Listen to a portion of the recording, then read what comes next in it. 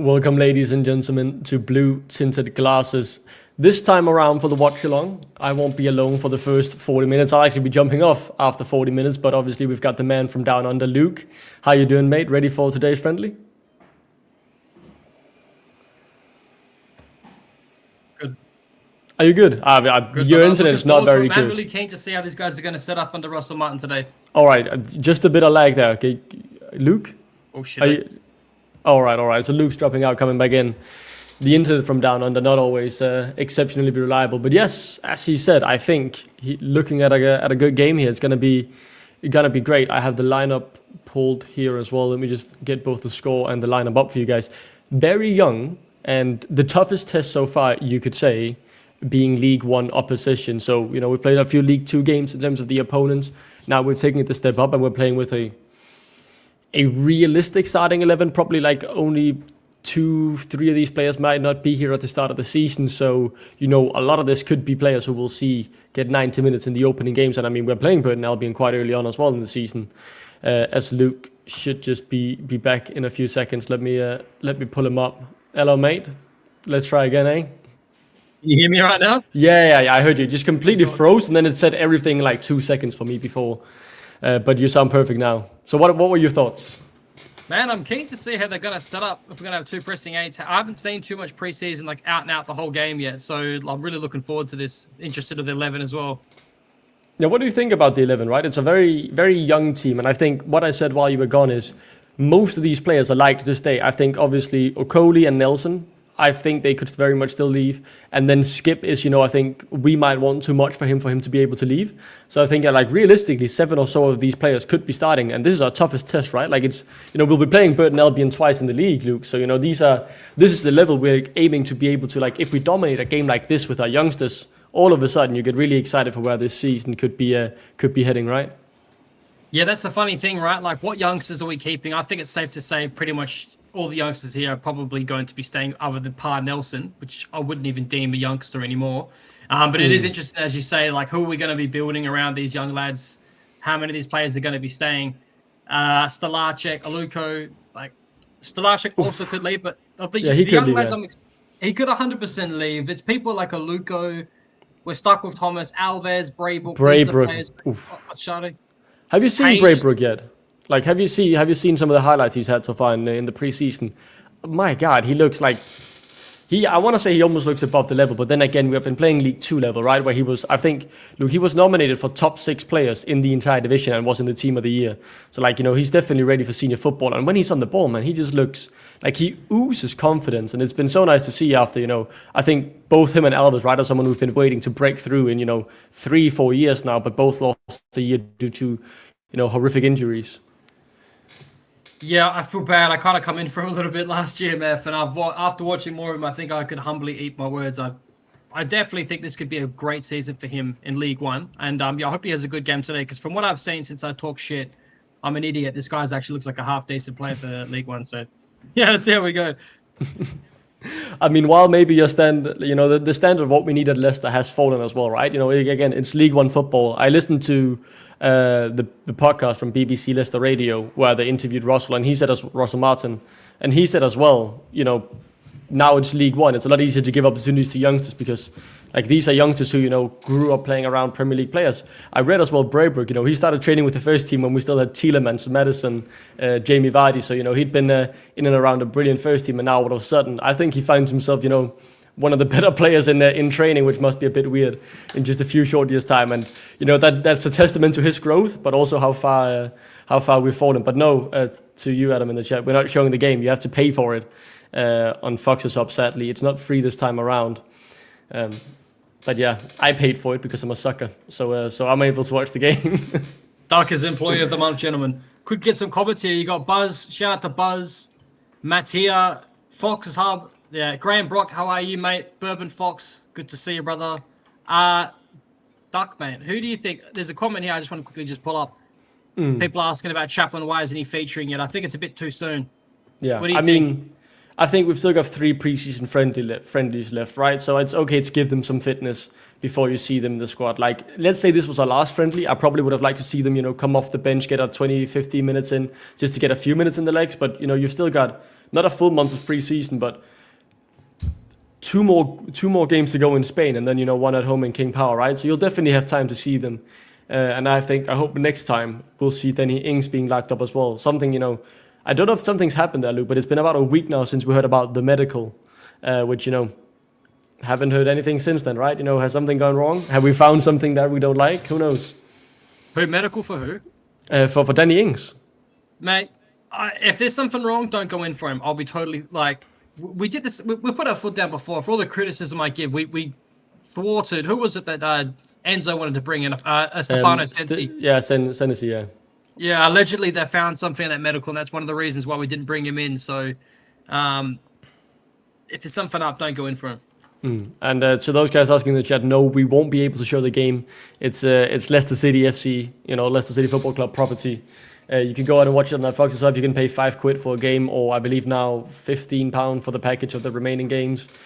Something along those lines. But only do that if you really want to. They'll post a few highlights on Twitter maybe, and then you'll see the highlights post-game as well, where you get around 10 minutes. But I believe, Luke, this as well is the second of 2 games where we're playing 30 minutes halves, and then we're playing 4 halves. So you'll see, 2 starting 11s essentially get an hour each again. So this looks more like, a main starting 11 to me, with a lot of youngsters, but also some of the main guys like, we could still see Mavididi, Skip, Cody leave, but those guys don't seem like they have anything, lined up that is imminent, like, with Harry Winks or Vestergaard or VK, who we haven't seen at all in pre-season.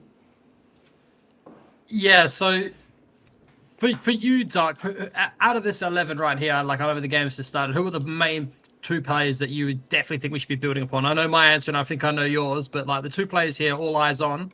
Who was it for you? I'm looking at Louis Page, and I'm looking at Semi Braybrook. I think those 2 for midfield, right? That's like a double pivot you can really, really build around. Will Alves has been phenomenal in preseason as well, and I think my biggest surprise in terms of who I didn't expect to be praising a lot, Kirsten Chair. I think he's come in, essentially only striker at the club right now, and he's performed brilliantly, right? He's gotten a goal and an assist when he's 18 or something years old and never played senior football before. Like, he's someone who's really impressed me with his how mature he looks on the ball, dropping deep as well, linking up the play. Like, that's a lot to ask for a striker, especially someone who is so young, right? So he's been my biggest surprise, but I'm happy to see those I expect to be able to play this level have looked up to the standard so far.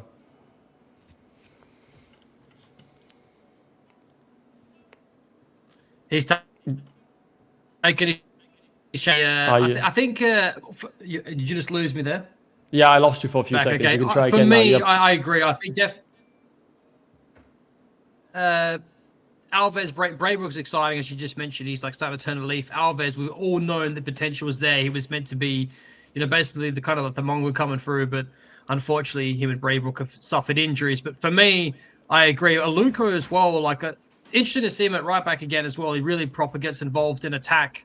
I really enjoyed watching him last preseason, even as a centre back, Doug. So I'm quite interested to see if he is a out and out starting 11 player week in, week out. I hope this season. Yeah, I think so too, right? He's one of the guys who's at the very least, hoping they can settle a place in the starting 11. And yes, the preseason friendlies was free on YouTube last year. And let's see as well here from Luke Makepeace. After England breaking our hearts once again, I'm looking forward to Leicester doing the same for the next 9 months. Bring it on. I, for once, am a bit more positive, Luke. I don't know, obviously, you've been King Power out for a good bit now, and I'm still looking that, hoping King Power would sell, although I think it's completely unrealistic at this point. Oh my God, what a tackle. Just absolutely killed Will Alves, I think, there. Jesus Christ, did you see that? Oh, mate, just folded him, dirty bastard. I'm getting on more optimistic as well. I'm here with you, dude. I'm just you know what, if it sucks, I don't want to be here, but it was... I didn't enjoy it, I shouldn't say that, but I enjoyed after getting relegated the Enzo season. It was almost therapeutic to be a dominant side again and just really give you faith in something we could be building upon. And I'm hoping we can have that same effect this season, but do it right next season. Hopefully hang on to the manager or build upon someone with at least the same philosophy. I would like to see some continuity, because we haven't had that, Duck, in 5 or 6 seasons, Even with success in between. We've been so sorely lacking that consistency. And I think for me as well, Luke, the bar has been on the floor after last year, right? So for me, the fact that we've gotten a new sporting director in who I think so far has done some good business. You know, youngsters with 1 year left on the deal, even if it's just a few £100,000, right? You sell them so you don't let them go for free. And when you look at then, you know, being able to, we've signed players before transfer deadline day for the first time in, you know, a bit more than a year. We have appointed a manager before preseason starts. Our kits has been announced, you know, in good time this time around, and not, you know, play friendlies in our training wear. So, like, it's not a perfect window so far, but it's so much better than last summer, and that's what's giving me hope, because it seems like there's actually beginning to be a direction of what Leicester wants to be, with clearing the swamp of all the deadwood, right? Like Yannick Vestergaard gone, Harry Winks. Yeah, no, you're right. It's quite similar as well to like no, you're definitely right, because like they did the same thing of Enzo. We got Barnes, where we wanted to or not, you know, Barnes, Madison, they got done pretty quick. Like Castagna, we got those moves done quick, and we also got rid of the backroom staff, and Enzo brought his men in. We've done the same thing for once of Russell. It took way too long. I don't think Rude really ever got anyone but a set piece coach who was Dyer. Yeah, and then he got Brian Barry Murphy as well, but like it was, you know, he got 2 people in or something for half a season to try and keep us in the Premier League. Yeah, I know. Like, yeah, I think Russell Martin still has a pretty small coaching staff, I want to say. But I think, you know, he's already gotten, 4 people in with him, Luke, which is obviously a million times better than what Rude. And I even want to say Marty had. Marty only got Xavi Korn with him in the beginning, right? That's what I was thinking, right? It was like one at a time. Yeah, it was, yeah.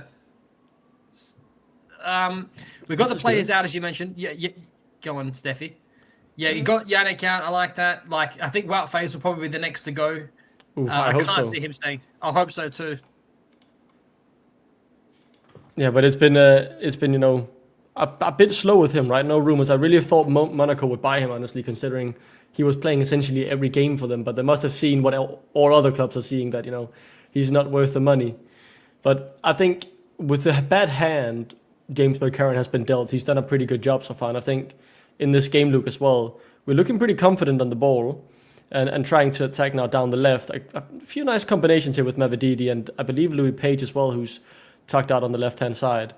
And I mean, a big win here, it will mean so much for the confidence. If we can, with, you know, 8 academy players, Luke, or something like that, 8 or 7, batter a League One side who will be our opponents in this division, I think that would be a testament. And I think not only for the players, but for us fans as well, right? Those who are doubting Russell Martin, I think it would be big to get that confidence and positivity back into the fan base as well. Yeah, mate, 100%. That's what we need. That's why I talk about therapeutic, like something to get happy and behind again. You know what I mean? Because, like you mentioned, it's like whenever you feel like it can't get worse, it does. And hopefully, this is our rock bottom, and we build our way back from here. What the? Did you just see that? Yes, I did. Horrible communication between the 2 Burton players, the goalkeeper and defender, both going for it, giving us a free corner. And just having a look at the comments here, right? Wout, not sellable. I think he's hard to sell, to be honest. But yeah, we're desperate for signings. But it's good we've got 2 in, though. It's, you know, better than last year, even though still a lot to be done.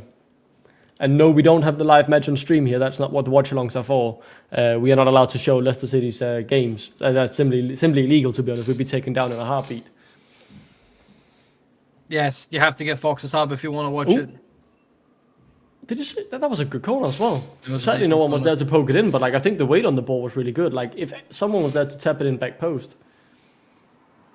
Can you please chuck a tiny bit of volume up, Duck, allegedly? I'll chuck a bit more audio on it. I've already turned it up quite a bit. I don't know, it's pretty loud in my ears. That's the issue. Like I'd like to turn you up as well then, but I can't. I'm not good enough in StreamYard how to do that. But I can still hear you fine. Is the audio better now? No, it's just for the game in my bedroom. I can't hear. Oh, okay. You can't hear at all? No. Are you sure you have audio on the stream as well then? Yeah, I have.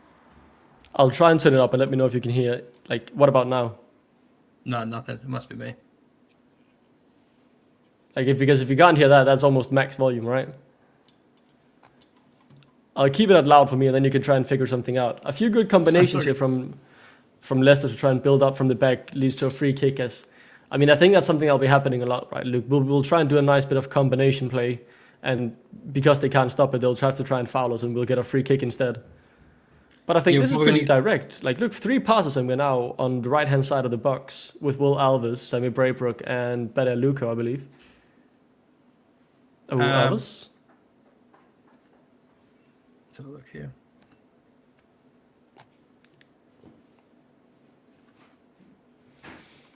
What did we think of Wout Faes getting the armband? I think it's a pretty poor decision from Martin, even if he's been great while he's been at the club. According to him, I think it's good he's not playing him this time around and giving him the armband, hopefully. But let's see here. Ooh, Will Alves with a shot on the edge of the box is blocked. Instantly wins it back. And we're keeping the pressure on. Now back to around the halfway line.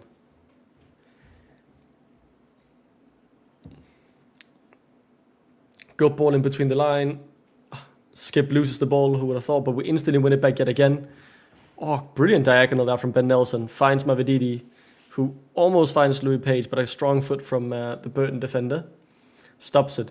But I think, Lou, we've tried to break them down, right, 3 or 4 times now, right, pretty quickly. Every single time, while they've had an interception or something, we win the second ball, and we go again. I think that's really nice to see that. Even, when the pass may be slightly misplaced or they get a good tackle in, we instantly press to win it back. And I think we look really, really dominant here. And this is, a league opponent. This is not 2-3 levels down. This is someone we'll be playing 2 times a year. Or hopefully just for 1 year, right? I'm obviously, unfortunately, not too familiar with this other team, but I'd be curious to see if they've got close to full strength for this as well. If there's any fans of theirs that I'd love to know. But very interesting to see as well. Bro, we're getting proper high up the pitch as well, centre backs as well. Corner looking to be the last man back. Ben Nelson, I can't get too many audio, but I can see visibly that he's obviously been quite audible marshalling that back line. So good to see he's growing in confidence too. And look at where our centre backs are, right? Almost at the halfway lines for you guys not watching the games with us and just listening to what we have to say. While we have the ball, we are pressing up to around the halfway line with our 2 centre backs. So it's really, really high up the pitch. And for George asking why we weren't live for the last game, I don't know about you, Luke, probably a bit late in Australia for that game, but obviously the World Cup semi-final was on, and I'm not going to lie, I'd rather watch France-Spain than watch Leicester versus Bristol City. I had both going on. I have 3 monitors, so I had 1 game on each monitor, but I wasn't going to sit there and, really focus on the Leicester game while there was a World Cup semi-final going on, was I? Would you say you had a bet on? I didn't have a bet on, but, someone asked why we wasn't live for the Bristol City game. And I'm obviously I'm watching the World Cup semi-final. It was France versus Spain at the same time. I would have watched the Cup. I've watched a lot of the games. I've really been enjoying the World Cup, to be honest, other than that England game that pissed me off. But that was a good game. I liked that game. Yeah. I obviously cheered for Argentina to win, I'm not going to lie. So, did you see that thing I put in the group chat the other day? I honestly, do you reckon, Messi obviously is, the GOAT, and, he's still an amazing player, but, do you reckon it's, he's fucking snake charming these players? They had to have grown up idolizing him. They looks like they're just in awe of him in the ball. He's dribbling around him, I know, but, I reckon no one even has the heart to foul him sometimes. I think you might be right. I think at the very least, maybe nowadays, right, players who've grown up idolizing Messi might be scared to, give him a career-ending injury when he's, 38, compared to, Sergio Ramos back in the day, who, didn't give 2 shits and would do whatever he could to take him down, right? Because he didn't grow up watching Messi wow defenders for 15 years. But there could be something to it. But, he's just, honestly, greatest player to ever touch the game. Unbelievable.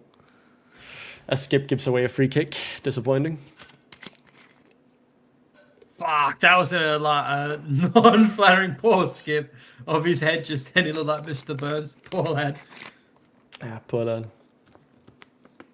I'm going to have kittens on this way. Someone, Martin says it in the chat as well. Imagine being the player to end Messi's career. And hello to you, Jason. How are you doing this time around? We have a Sheffield Wednesday fan in here. Was here last time I was on as well, giving us updates about how they were doing in their preseason friendlies. Good drive with the ball here from Louis Page. Tries to do the 1-2 with the chair, but gets tackled.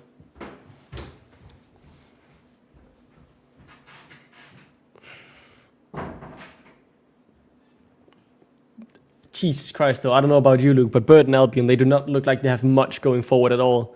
I've barely seen Jakob in this game so far, even when they've had the ball in the higher echelons of the pitch. They've almost immediately thrown it away, either thanks to the high press from Leicester and the intensity, or genuinely just, I want to say, lack of quality. They just passed it out for a throw-in without much pressure being played. And you have to play Preston with 2 60-minute half. Yeah, that's what we're doing today as well, but ours are 30 minutes and then we do 4 halves, right? But I see that's more popular nowadays with these extended friendlies to get more minutes in the legs. Yeah, try out some different options. Hang on a minute. What's this comment? Oh, look at the space here for Mavididi. brilliant diagonal from someone. I didn't see who, but Mavididi was in acres of space. A bit of miscommunication, trying to break them down. But my God, what a ball! All right, you can answer that question, Luke. What do you think? We don't know at the moment, mate. This is what pre-season's for. This is what we want to see in the next couple of games. We have no idea, and we could easily flip-flop and change our mind.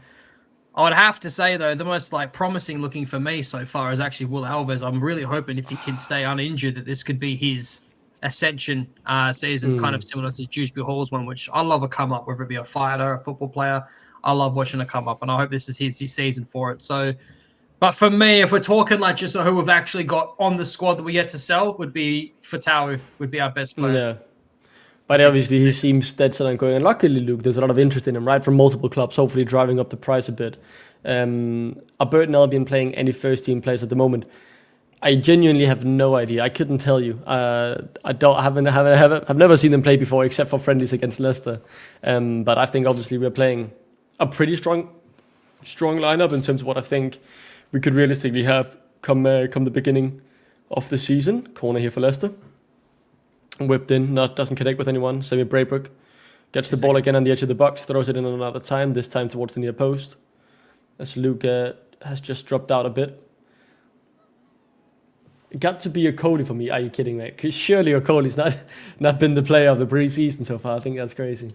And once again, the club are not sending updates about the game. Whoever's in charge of social media needs sacking. Yeah, I think, Jason, that's too poor, right? You know, your new owners have done so many things right, and people want to feel connected to the club again, and then you've got no idea how the friendlies are going. I can definitely see that being disappointing.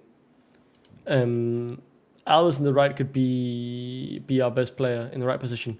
Yeah, the thing is, I think Alves is playing right wing this time around, and he doesn't look as dangerous because he doesn't get as involved in the game as when he's central.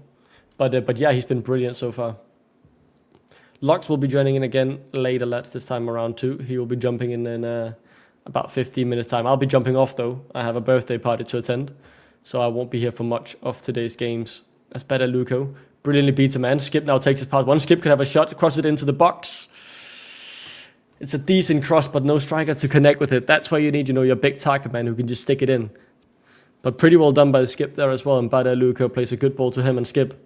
Nice two-touch there to get past, to be honest. And the cross, I think, is decent too. Maybe a bit too much power on it. But I'm not going to sit there and be negative about that. That was a nice bit of play.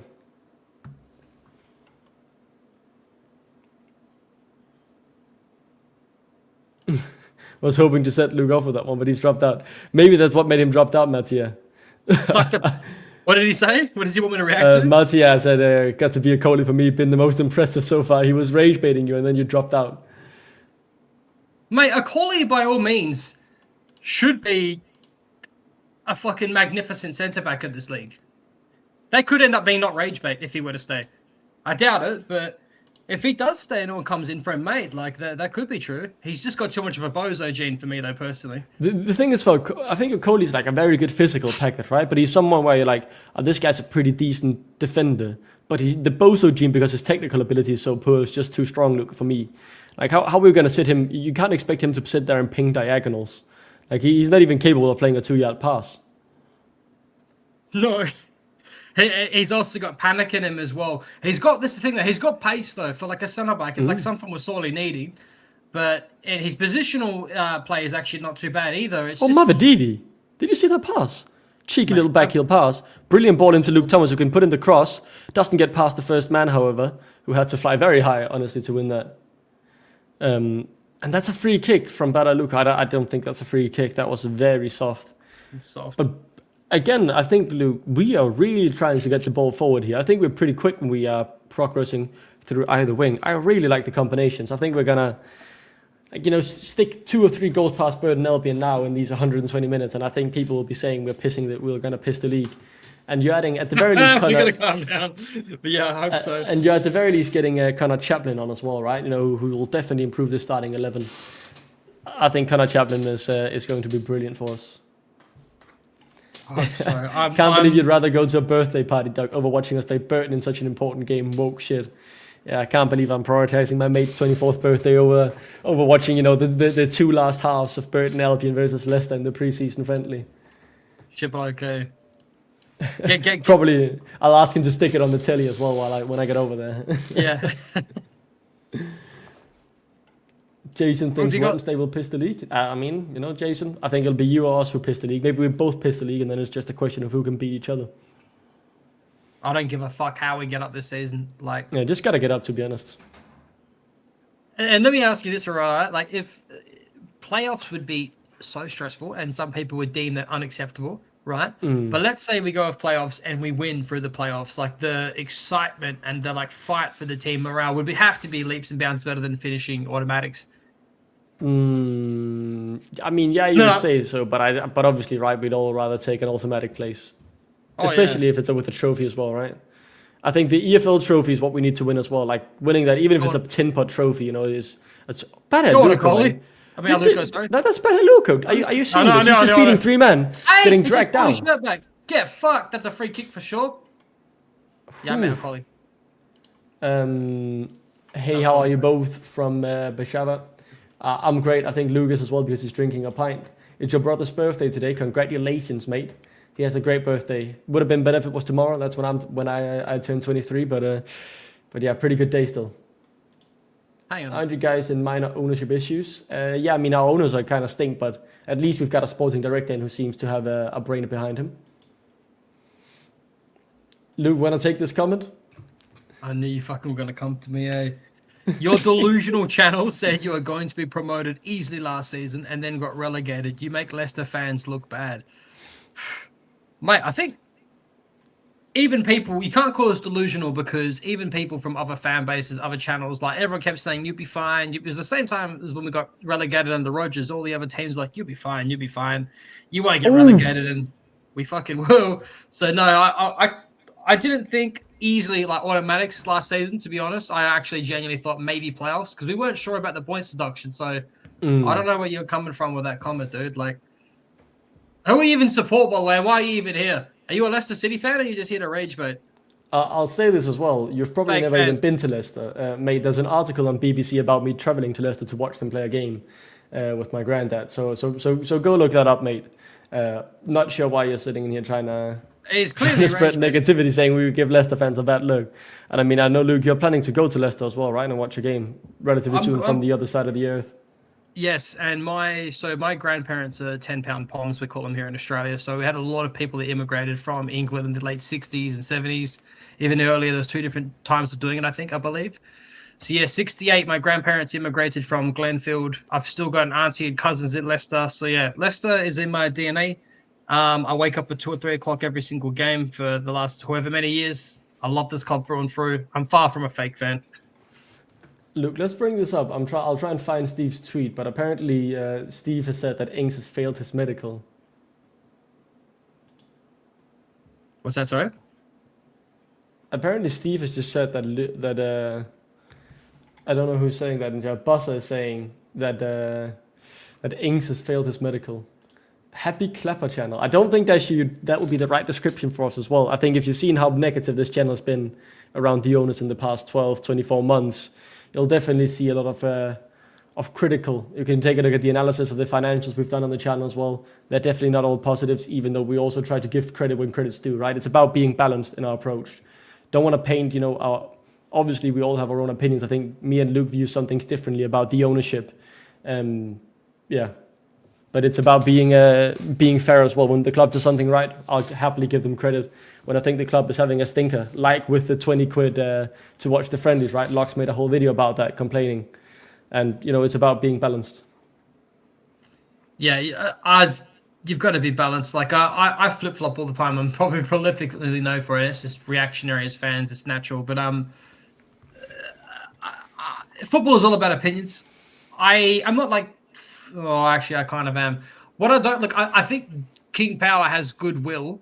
I just think that it's riddled with ineptitude, and I'm curious to see how this new director of football does, and then I'll go from there. If it's like really bad in 2 seasons' time, then I think the writing's really on the wall. But this is last chance saloon for me this season. And I mean, so far he's definitely done a lot better than what we had in the past, right? I think that's the big thing. Like, you think about how we were last season. This time around, we're getting profit for our players. We're selling them with 1 year left on their deal. So, too early to still make up a grown conclusion, but I think it's a lot of positives. But we're having a water break right now, Luke. I'm not sure why we're having that if there's half time in 5 minutes time, but we'll see.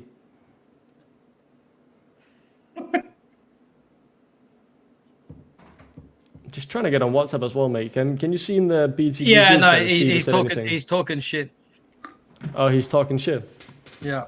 Do we have parachute payments? We won't be able to spend our parachute payments as we've already taken out a loan against them. But in terms of the squad cost ratio thing that we have to meet in terms of the revenue to squad investment, they will still count because we'll receive the 40 or so, 45 million in our revenue, but we won't be able to spend that money because we're using it to instantly pay back our loan. So it's a bit like, accounting wise, it allows us to spend more on our squad and still be within the financial rules. But we won't have the 45 million to spend ourselves because we've already spent it on paying back the loan. I'm looking pretty attentively right here to this team talk from Russell Martin, and that looks. I'm a big person on like body language and stuff like that, Dark, and that looks leaps and bounds compared to anything that I saw under Marty Cifuentes. It looked like the players never really had faith in him. He didn't really have that aura. He never really seemed that sure of himself. Very keen to see how Russell Martin's going to go with these young lads. I actually think that as negative as people are online, I think this actually could be a decent appointment, man. I really hope he can develop these lads. I'm getting more optimistic, dude. And I think what's important to say in terms of the FFP problems, obviously it's not financial fair play more, it's just being changed actually to squad cost management ratio. But what I want to say is it Oxford, Luke, have already had they can't sign any players right now because they don't meet the ratio that they have to meet. And if we had failed that, we obviously wouldn't be allowed to sign any players right now. So, currently right now we are within the regulations of what we need to be in for League One. Yes, I think we're safe now, mate. For fuck's sake, you would hope so anyway. Chester, I'm gutted that we're not keeping him, but I wouldn't want him to stay in League One. I think the lad, for everything that he's done, he deserves more from where his trajectory is in football right now. I think he could easily play in a bottom side Premier League and still even ascend from there for a bigger move in 2 or 3 seasons. That's how his ceiling is for me personally. I don't think he should be wasted at this point going backwards to League One. I think he deserves more. I wish him well. I think, Luke, for me, what saddens me is the fact that, if we had the obligation or possibility to buy him even when relegated, right, we should have bought him for 5 million and then instantly sold him on for 20 or 15 million. Yes. Like the free money we had there by signing him for 5 million, even if we weren't going to keep him, it's so sad to see that we're not able to capitalize on, having him play so well for us for an entire year. Yeah, I think maybe, I'm not entirely sure how these things work, but I wouldn't be surprised if his agent thought it would have been more of a headache for him to sign for someone else and immediately be sold. Because if he's already in talks of his next move, they might be like, "Why are you fucking me around for?"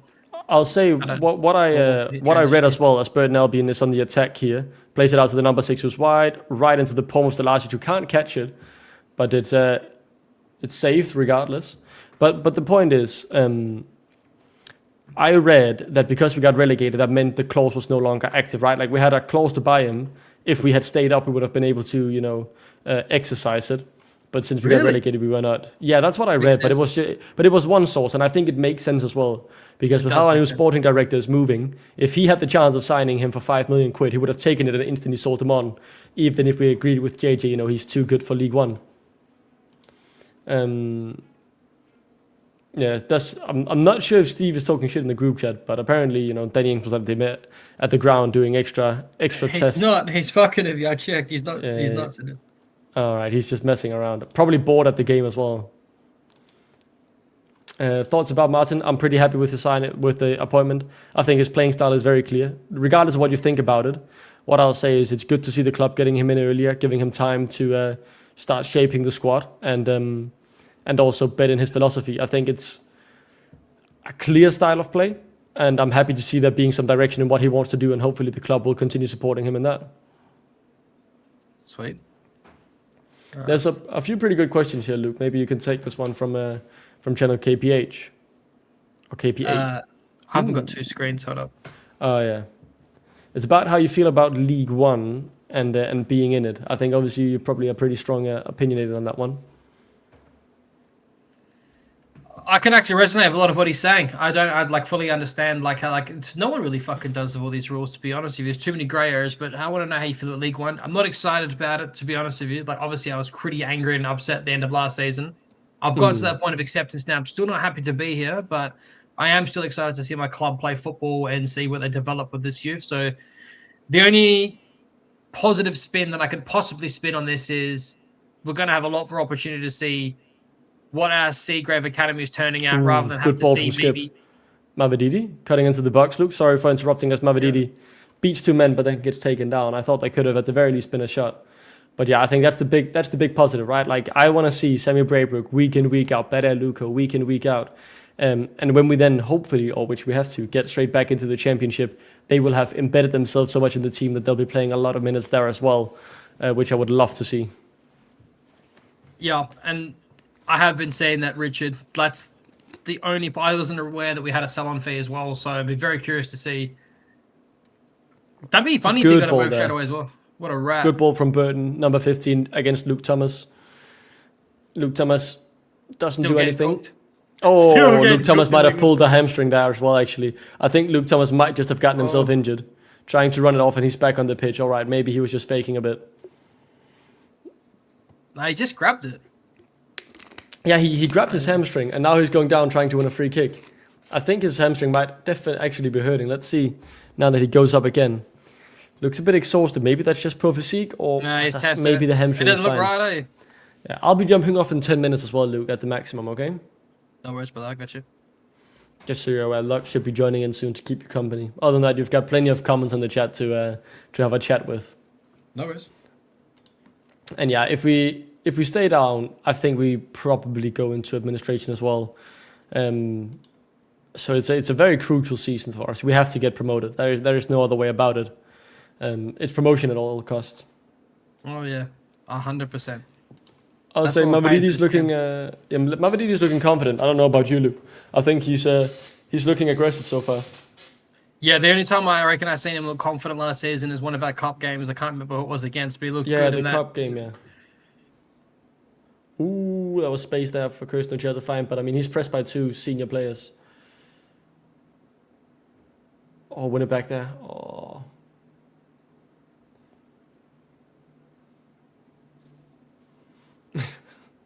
And then he said, "Luke, we'll have the popcorn ready then." I think Mavrididi won't be posting that this time around.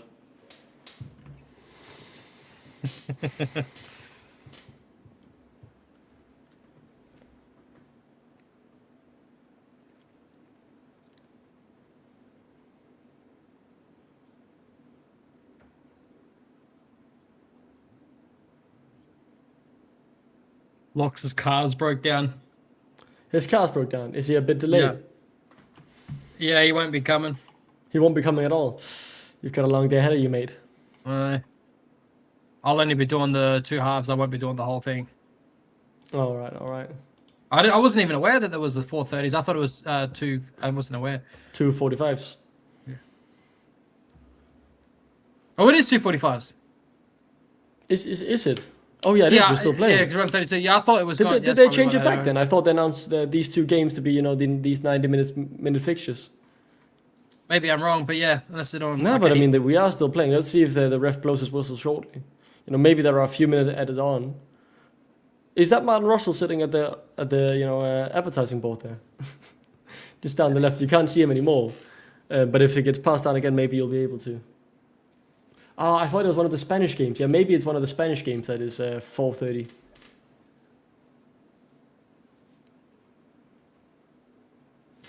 And we don't know when Danny Ings will get announced. It's a bit weird. The club is still a bit finicky with that, I want to say.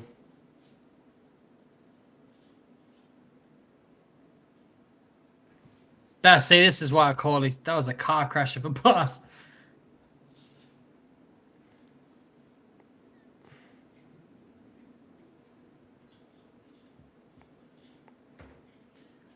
Haven't seen much of Golding still, Doc. No, not at all. We haven't even seen him in the squad yet.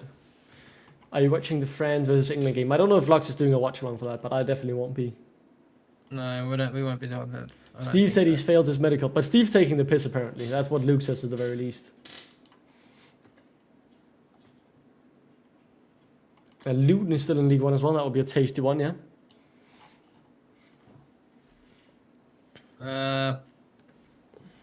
Kind of, maybe. Who have you got, Spain or Argentina? I'm not sure. I'm really not sure who I want. I'm a big Messi fan, right? So I wouldn't mind him winning another World Cup, but I think Spain has been playing some beautiful football. They have. So They're the like better I team don't for mind me. if they win as well. I think they're the better team too. But there is something about if Messi just aura founds his way to another World Cup by single-handedly dragging his team there, because that's the thing. I think if Messi wins the World Cup, right, and gets a goal or an assist on tomorrow, then he would have in every single round gotten either a goal or an assist throughout the entire On Skip. tournament. Ooh, Ooh. too poor of a pass from Skip, but Mavididi might be able to win it here. Nice. Can he now Yeah, beat it's the man done. who was sprinting back to try and cover?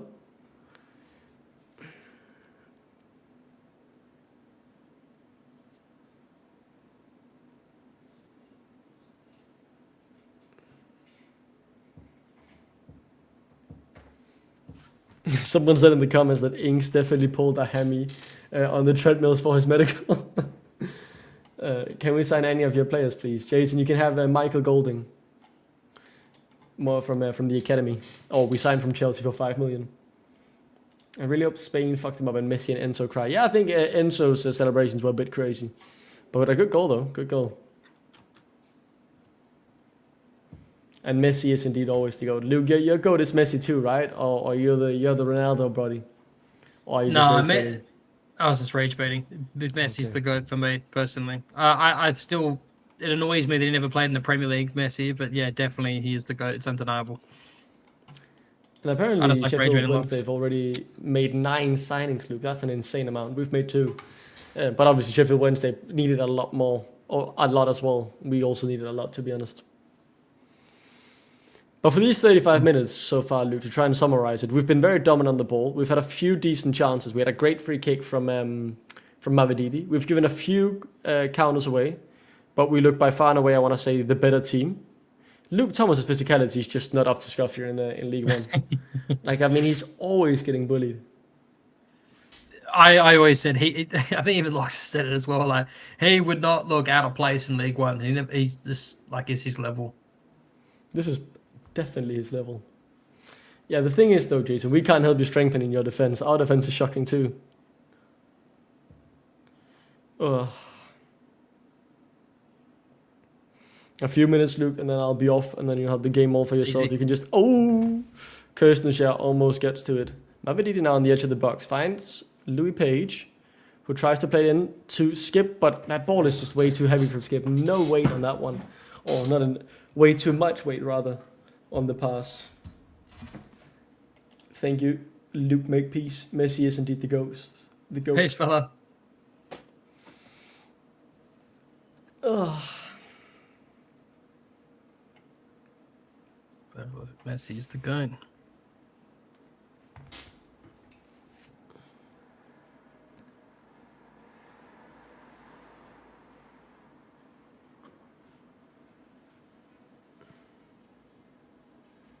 Ooh, that's a nice little one touch. Obviously doesn't succeed because it's been well read by Ben Nelson. Now it's Leicester back on the ball. Skip progresses it wide onto Will Alves, who slows down the ball progression a bit. Has Semi Brayberg on his right. Tries to beat his man. Plays it back into Bada Luco. And Luco to Last Brayberg, week- who's hugging the touchline. Yeah, go on, Luke. How long was the half time break last week? Was it? Did they just go straight into it with a new starting 11, or did they still have the 15 20 minutes, minute break? 15 minutes. Okay.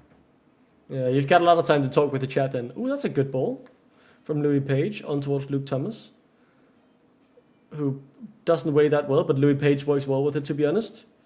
Gets taken down there, and we lose the ball. Instantly again, wins it back. That's domination on the ball into Skip, who can see a run now being made by Better Luco. Tries to play it into Better Luco, but way too late. He still wins the ball back though, Better Luco. Luke Thomas. Better Luco, by the way, progressed up to essentially like the left attacking midfielder there from the right back role. Well, he's And now always he's moving joined in an towards- attack. Yeah, now he's moving towards the right hand side. Will Alves looking to beat his man. Does get the better of him. The cross comes in, connects with the chair, who can't quite get a shot off. Oh, they're Yeah. punching on. There's And a the ref scrap. blows his whistle. Yeah, I Yeah, think there there's might a be a bit of a scrap. scuffle. And with that, Luke, I have to jump off. Take care, brother. Have a good I'll weekend. get going. I'll keep the game going for you so you can commentate it. But obviously, I'll you, see sir. all of you guys and you as well, Luke. Enjoy the rest of the game, guys. Take care, mate. Have a good one. All right, and there goes Duck. Hopefully he has a good weekend. We could get Jamie Vardy, mate. I wonder if he would actually genuinely do that. I can't see him obviously coming back to Leicester. It's clearly finished for him, but his chapter there is closed. I would like him to have that. It's his boyhood club. I'm sure you guys would love to see it as well. Be curious to see if he'd even play against us. Half hour, like the World Cup final, I heard, I don't want to pronounce it, Dua Lipa is in Burton for the first time show.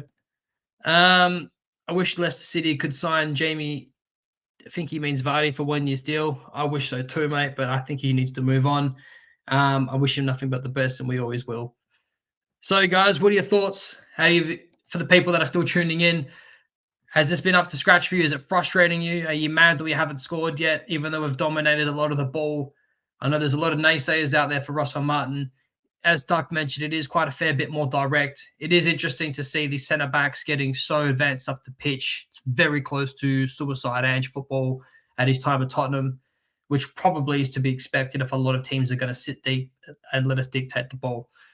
It's just a matter of whether we can convert all that domination of the football into at least a goal, because that was one of the main criticisms that Enzo would get, particularly when we went on that losing streak at the end, towards the end of the season, which was people's argument for why it wouldn't work in the Premier League. Where is Locks? Locks, mate, is supposed to be here right now, but unfortunately his car's broken down. He's trying his very best to get here as soon as he can. 30 mil from City for him. I don't think it was that. I think you were regards, if you're talking to Jeremy Monger, it's still out for debate because we gassed him up proper last season before he started, saying he was going to be a world beater. People were saying he was going to be in the World Cup. There was all sorts of claims from him.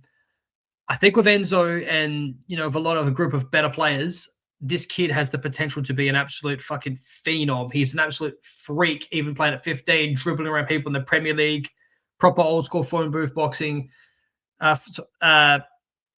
football. I think it depends, mate. Like, his work rate's up for his question. I think Enzo will get the best out of him in terms of that. He could be very, very good, or he could also not be as good as people expected him to be.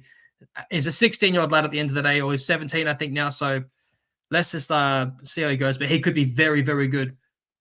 To be honest, I think he's talking in terms of Russell Martin's football. To be honest, Luke, I couldn't give a shit as long as we get fit and run. To be honest with you, I'm right there with you, mate. And as well, even if we get promoted and people don't like the football, I don't care. I just want to get promoted from there and build upon the subsequent season. Skip and Akoli stand out as the donkeys in this system. Not so sure about Skip just yet. I think he's not been too much of a donkey. Akoli has had some donkey bozo passes already from what I've seen.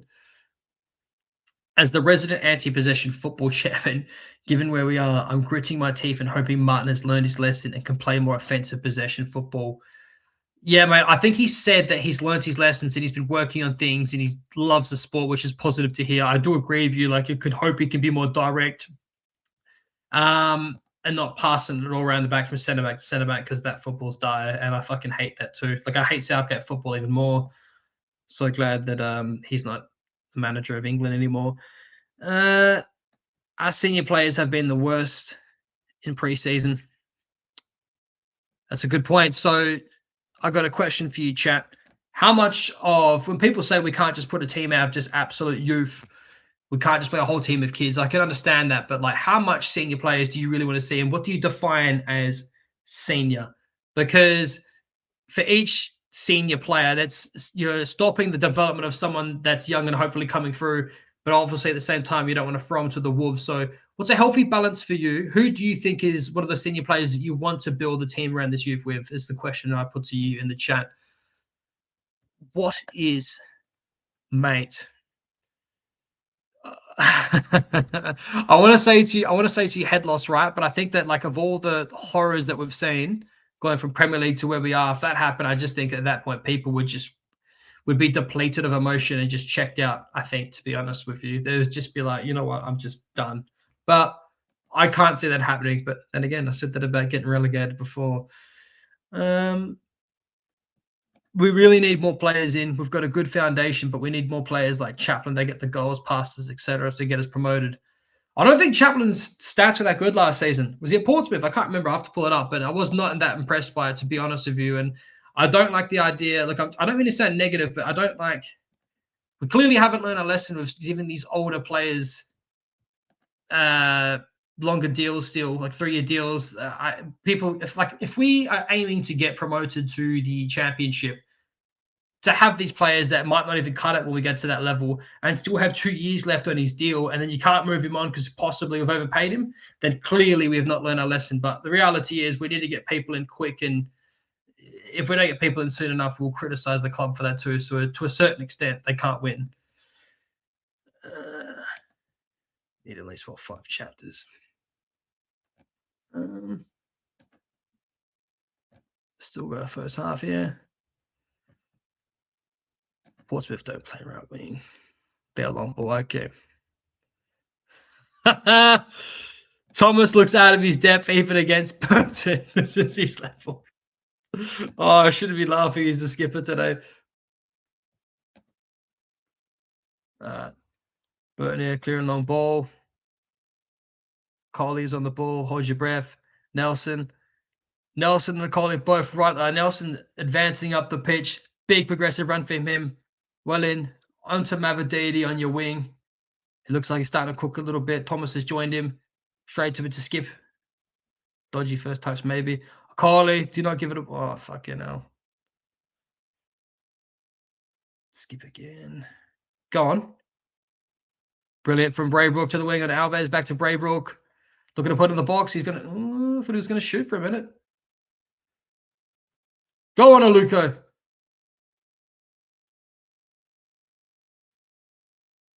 Fucking... No. Not too bad from the right-hand side. Linking up well there for Braybrook and Will Alves. Looking good.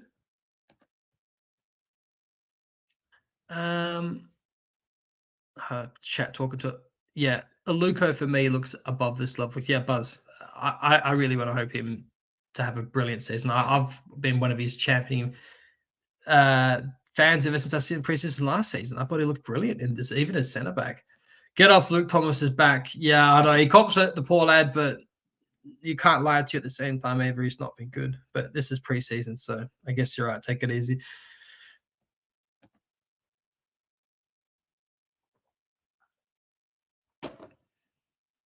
Nelson the ball again.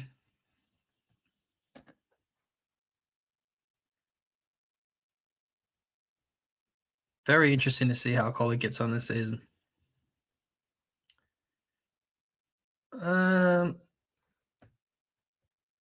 What are you guys' thoughts as well? For the people that have watched the preseason games, what do you think of? Are you picking Woyo Koulibaly or are you picking Luke Thomas? Be interested to see. For me, he's been half decent. I would like to see if he sticks around, if he even wants to. If Suter stays, who is your centre back? That's a good question. Red back partnership. It depends if Nelson stays. If Nelson stays, for me, it's Suter and Nelson. Obviously, we can see Gray integrate his way into the mix. But for me, like the best two that I would pick, it would probably be those two. But if Nelson leaves, it's going to be a Colley and Suter. I personally agree of Buzz. I like seeing. He said himself he's a right back, but I do like seeing him at centre back more. But because of how much he loves to join in an attack, I definitely think he will stay in that right back position. But I could easily see him later in his career assimilating to a centre back instead. Richard, Riley Carr will be a big player for us next season. He has looked hungry, not just but football. Nowadays, shooting a goal seems to have for the game. Yeah, you're seeing that a lot. Like a lot of these build-ups basically want to walk the ball into the back of the net. I do like players that have flair and courage. They get slated for if they miss over and over, but you don't see worldies get scored unless you try and perfect it. Ochare will. Yes, I agree. Lewis Truman, he's been marshalling that back line. He's been clearly vocal on the pitch. I agree. He's saying that he doesn't want to be here for his career. You can't blame the lad, but you are Leicester. You got to kind of represent to a certain point. That would be pretty cool, to be honest. I would be well up for that. I'd be awesome to have two brothers like that. I would rate it, but I honestly think Suter will move, and I don't think we'll get John. I think there's other people in the championship sniffing in for him.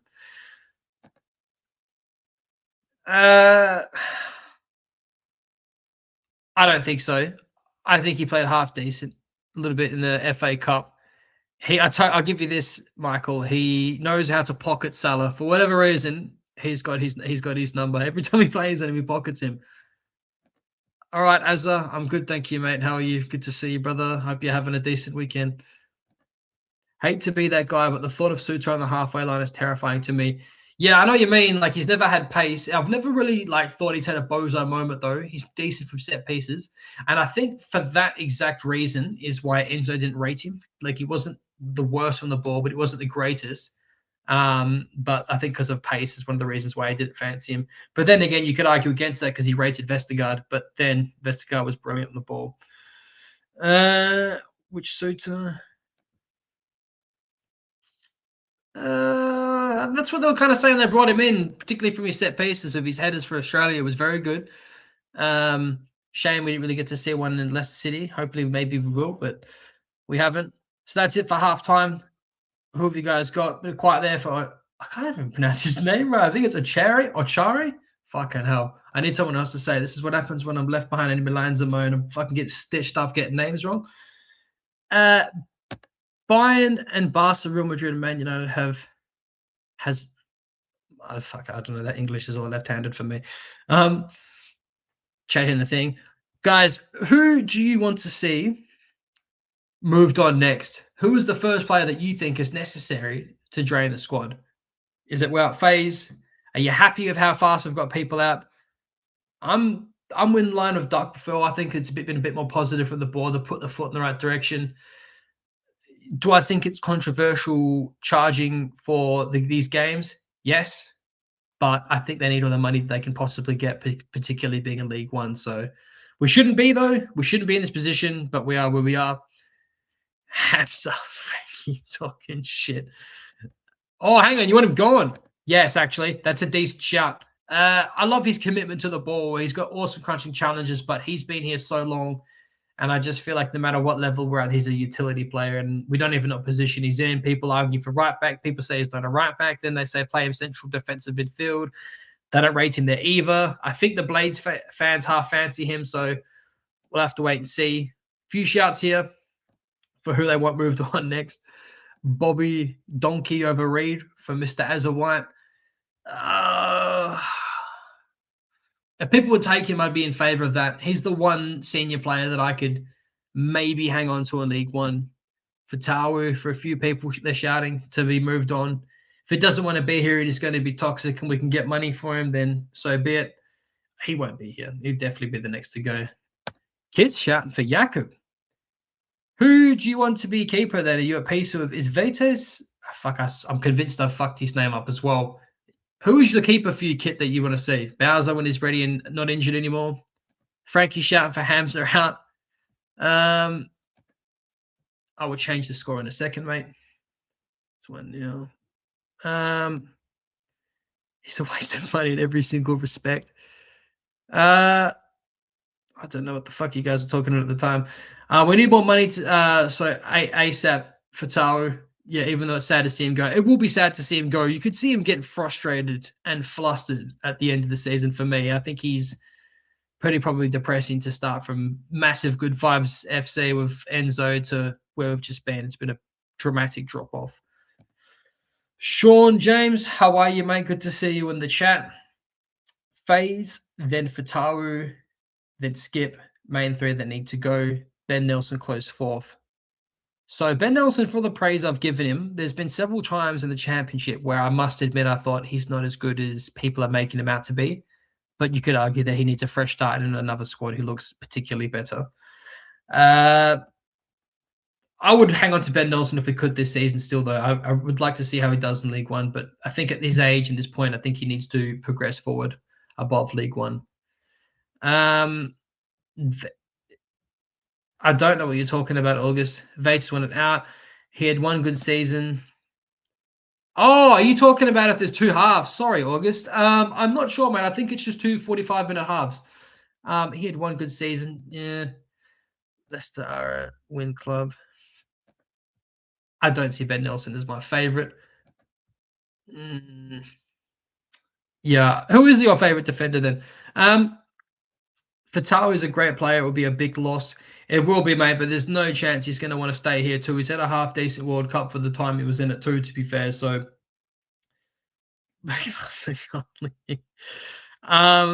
Steve, Luke, I hear you have baldac shits every night. I've gone back on keto on Monday, lad. I'm getting proper chunky again.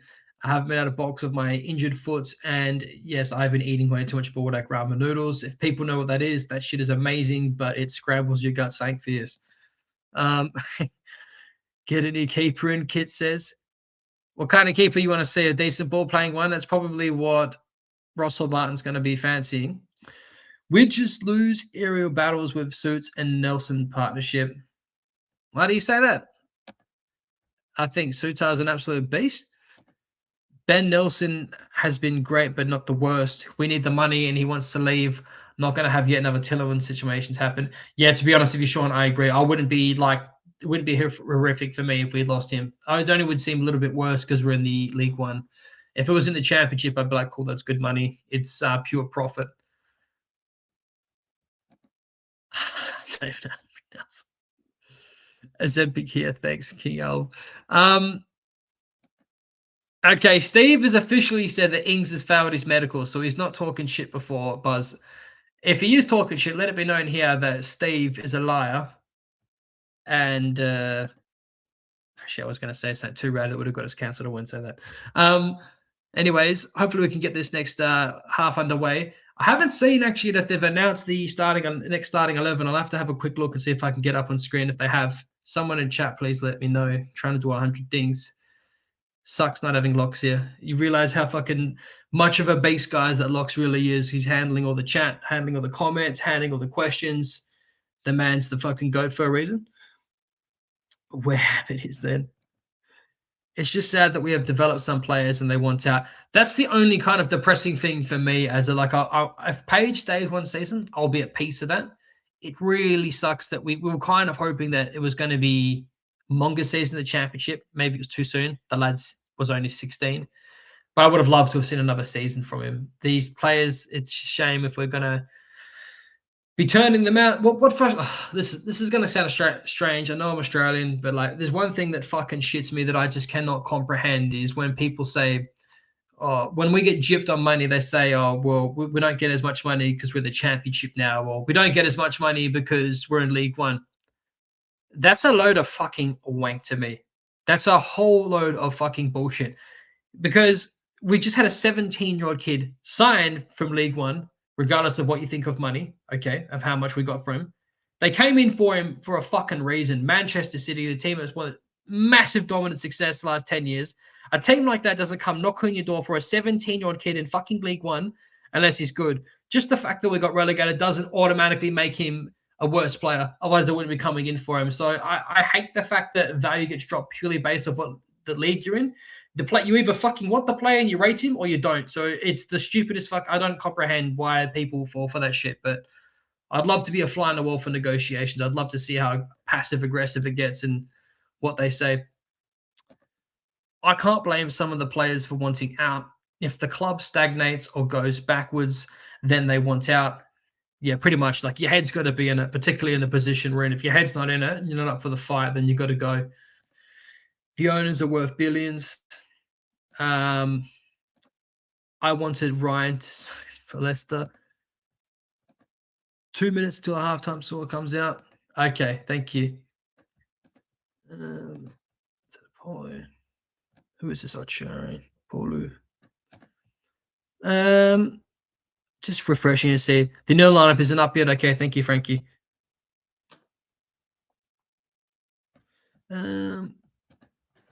Fortunately, I haven't got any audio, so I can't hear fuck all. Here we go. I can't blame some of the. I've just read that. So, guys, what is acceptable to you? Automatic promotions only. Nothing else is acceptable. No playoffs, nothing. You want to see a complete 100% HMS, piss the fucking league. Russell Martin's blue and white army. Nelson needs a calm, experienced head next to him. I shat on Suits earlier, but that partnership could genuinely be goated. Yeah, at this league, mate, at this level, at 100% good. And I wouldn't blame Sutar if he didn't want to be here, not just because maybe he thinks he's better than League One, whether he's had catastrophic injuries or not, but he's been outed basically by Enzo until he got his loan move. He's been not favoured by several managers, so I can appreciate that he just wants guaranteed he's going to be playing consistent football. He's probably quite frustrated with where his career's gone, and I wouldn't blame him. Anything else to disgrace? Steve is like, he's so positive on camera, and then like he's like so much more intense. Like he's got an alter ego line. I fucking love Steve's alter ego. Now watch for the day when the sky produce. What the hell? That's clearly gonna have to be banned. What the fuck? Why do people do that shit? I don't get it. Just imagine where director face John Rodkin. I don't think that would work, mate. I don't think just because you're an ex-player, that doesn't mean you'd be good at a position like that. That doesn't make sense, with all due respect. What was that guy? I don't fucking know, dude. Probably just coming in and just copy and pasting some funky shit. Probably some dodgy bloke in Africa or something. I don't fucking know. Is the team out yet? No. Who here is actually watching the game? You guys all just listen to me dribble shit? Or do you guys refuse to pay for the game? I wouldn't blame you if you did. We're definitely not pissing the league. I just want us up in the net championship. Yeah. I don't know, Sean. I think we'll get a fair idea after about 10 or 11 games, depending on who we bring in as well. There might be like some hidden gems in our youth. Step one is rebuild our promotion to the championship, then build for a push to EPL promotion, 3 to 4 year plan. Craig, if you want to join in, mate, I'll send you the link. Send us a message if you want to jump in. Wes Morgan is a Forest supporter. We don't want him. Come on, brother. He was the captain of the FA Cup in the Premier League win. The guy's a legend.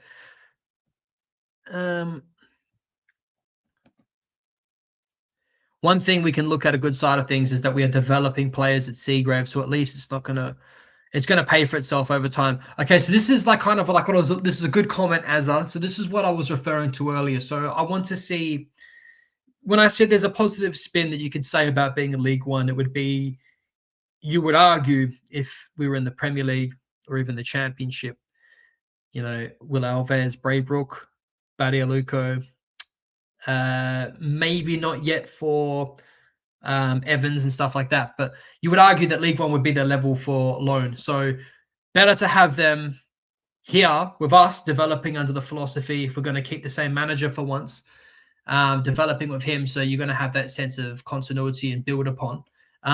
Just the shame is that if we're going to be at this level as well, that like we're not going to get the same money for them, or we're not going to see them develop if they move on like Monga.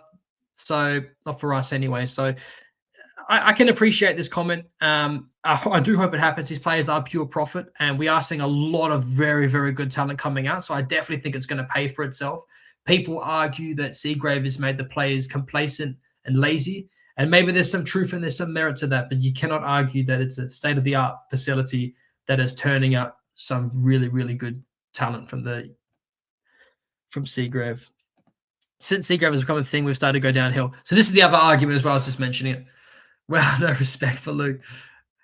Set times chat. 9 p.m. in WA. Aussie, are you in WA? You reckon we might actually get players that might play? I think he's meant to say Leicester long term. I don't know, mate. I think it all depends on how their season goes. Project Q from Azza. Steve says, the dedication from Blue, getting up early to watch a preseason game. Can we get one in the chat as a mark of respect? Thank you, Steve. I love you, brother. Hope you're having a good weekend. Melbourne, Aussie. Okay. So you're 2 hours ahead of me at the moment, I think. So it'll be 11 o'clock for you right now, or 12. Seagrave has been incredible for youth development, but awful for senior players' mentality. Yeah, that's the thing, right? Like, there's obviously state-of-the-art facilities at other places, you know, around the world and other clubs where I'm sure that they're still getting a turn out of their players. You could make the same argument as well for like, I don't mean to go on a tangent here, but a lot of people say, you know, Conor McGregor's career took a massive nosedive because he got given too much money from that Floyd Mayweather fight. And I would agree with that. And people say it's hard to get up and run when you sleep in silk sheets. But you've also got players that like fighters like Floyd Mayweather that stayed at the top peak of his game when he was worth hundreds of millions of dollars, whether he pissed it away or not, and still got up and trained and still lived a very, very strict lifestyle. So I think it's all mental. And I think that it's important that we can get, these players like mentality on side. I do believe in sports coaching. I think there's merit in that. I think there's a lot of things you can do to mitigate that. But I do understand why people think that. Luke, you get a lot of stick but good. Thank you, man. I appreciate that. I deserve it, though. I talk a lot of shit. So all the shit fucking that I get back, I deserve. My silver lining for League One is getting rid of the egos. The youth can get proper game time and will show more pride for the badge. Yeah, pretty much, mate. That's a very, very good point. So, but I kind of hoped for that when we got relegated from the Premier League the first time, and we kind of got that. But then we kind of also break new egos and like Harry Winks and the like. So I definitely think that if it's youth though that we're building upon, 100% they're going to be playing for the badge lad. Good to see a smile on Skip's face. We are back out in the pitch. It looks like I'm trying to figure out what changes we've got here. I don't think they've posted it yet on the website on Facebook, which is what I'm using to check the 11. So I think we're just making a few changes. We're not having wholesale changes.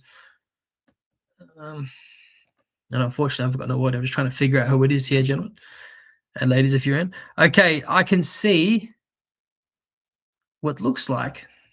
Is that Golding? No, it's not.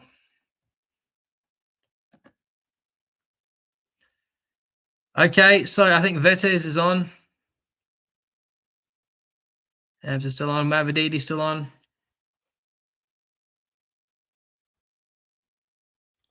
I think Anil's just sent me the picture.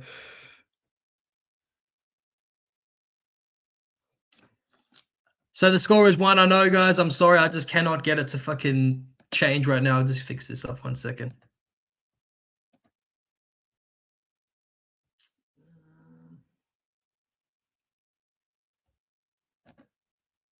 No. Fuck that. You guys are just going to have to deal with the fucking score, dude. I cannot fucking figure this out. I am computer illiterate. All right, current ticker. No. There we go. Okay.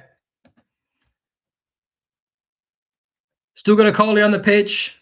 Substitutions. Jakub Stalacek is off for Vetes. Fran Vetes, what a name. All right, we're about to kick off. Vetes, JJ, Apoku, JJ, and Hamza on, I believe. Hamza is on. Who's JJ? I'd be completely surprised if Golding plays any more minutes for us. Mate, I cannot believe it. If Braybrook stays on, Steve says here. Right, we're underway. Hamza pressing furiously right off the bat. Alves, we're looking proper aggressive here. But moving the ball around out decently here, though. Okay. This guy looks like JJ before. Who is number 46? I cannot see this. Quality is not too good.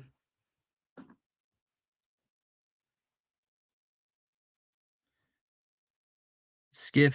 Frustrated.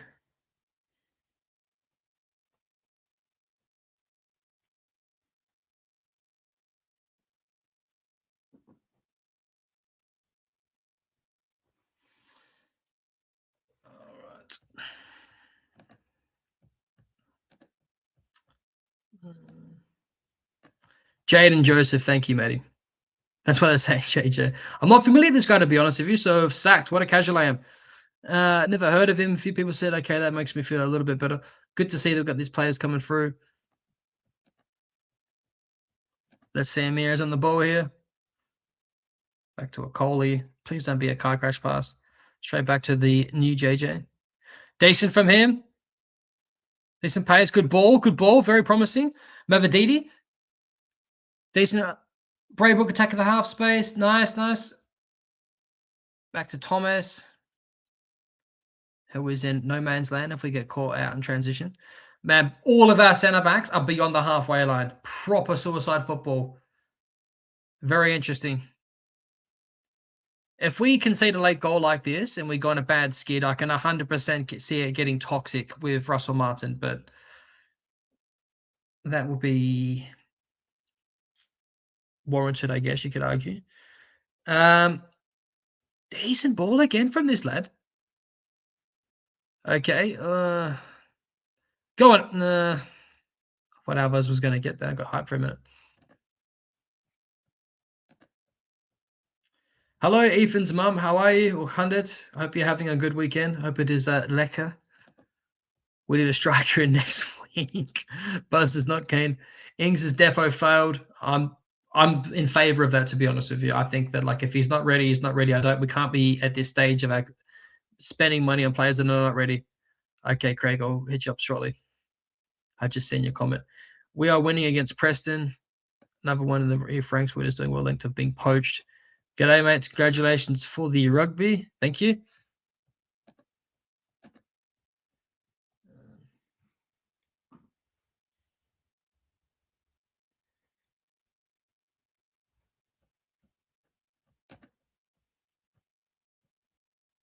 We get.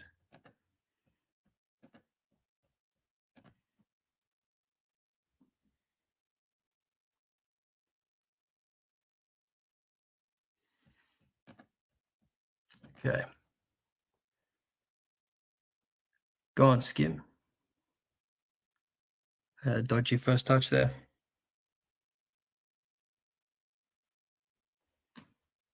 Let's get back to a Coley. Nelson still commanding. Good to see. Fucking car crash of a pass from a Coley again.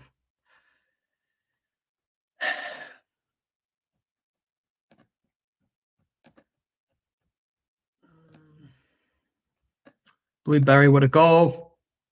He ran up a strike in the EFL. Maybe try looking internationally. Pretty much, mate, that's going to be our market, to be honest. I would love to see, maybe not for a striker, because I'd like something a bit more physical, but there's a lot of, if I had to pick a division that's underutilized a little bit, it's actually Japan. I think there's some great players out there. I've always enjoyed watching the Japanese play. They play with a lot of fierce intensity. They're respectful. We all obviously love Okazaki. You see, actually, the Scottish find a lot of talent out there. Hatata, there's been obviously Furuhashi didn't really work out for Birmingham, but before then, in his bit more of prime at Celtic, he was a very good player. There is some talent there to be picked. Obviously, South America as well. What former strikers are available? Lorenz Hutchin, I have to see more of him. He hasn't actually, I don't think he played as a winger for us when he was on last, if I'm not mistaken. Maybe he might not be ready yet, but he's been very, very good at youth level. So maybe he needs another season. Be interesting to see if he can break his way into the side this season.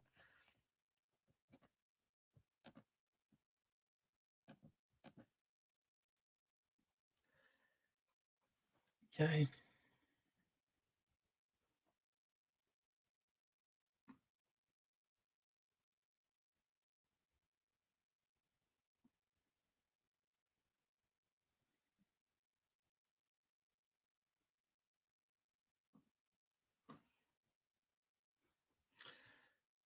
Decent here.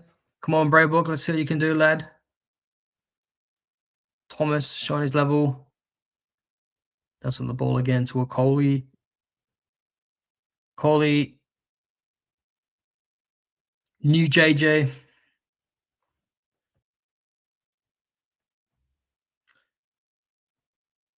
Coley again. This is where people get frustrated watching stuff like this. Okay. Leicester City throw in. What time are you on, Luke? I am 50 minutes, 56, 57, 58, 59, 51 minutes.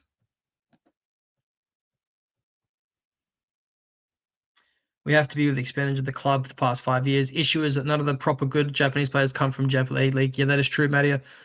How many hams did you today? We'll have to wait and see, lad.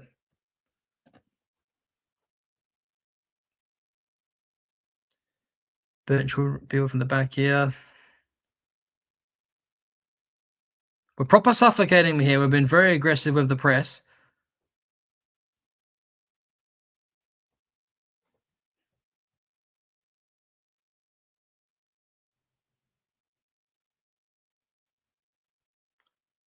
from Nelson. Skip on the ball to Hamza Chowdhury. New JJ passes across to Nelson. Looking like a bit of a back three here at the minute with JJ getting more advanced. New JJ.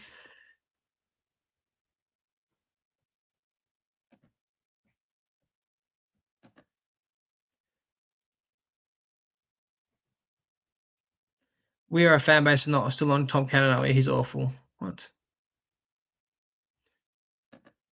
Oh, okay. I didn't mind him, to be honest with you, but he didn't really do anything on his move out after that. So maybe we were vindicated in selling him for basically the same price we paid for him. Better than not selling him at anything at all. But yeah, he had a few decent games when I think we had a few injuries, or in the cup game. He had that one game. I think it was Preston. I can't remember who it was where he scored 2 goals. We looked decent in that game. And I thought, here we go. We might be onto something here. But he wasn't used too much after that, really, by Enzo.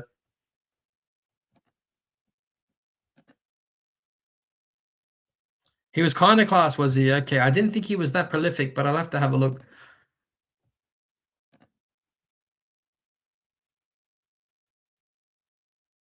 Thomas here in the corner.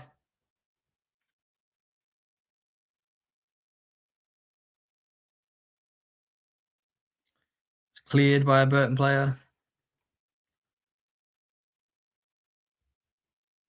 Okay, not too bad. Thomas with the ball again. Horrible pass from Thomas to fucking Skip. Fucking awful. Okay, decent dig there from Raybrook.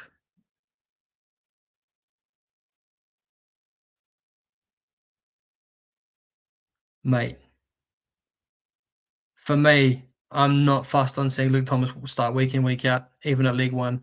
Decent header on target there from Mavadini, straight to the keeper, though, unfortunately.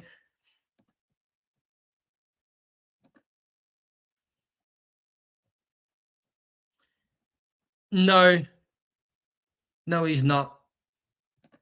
No. I wouldn't be surprised if they gave it to him in League One, though, for me. But no, for me personally, no. Craig, I'm getting that link out to you now, brother. Just give me 2 seconds.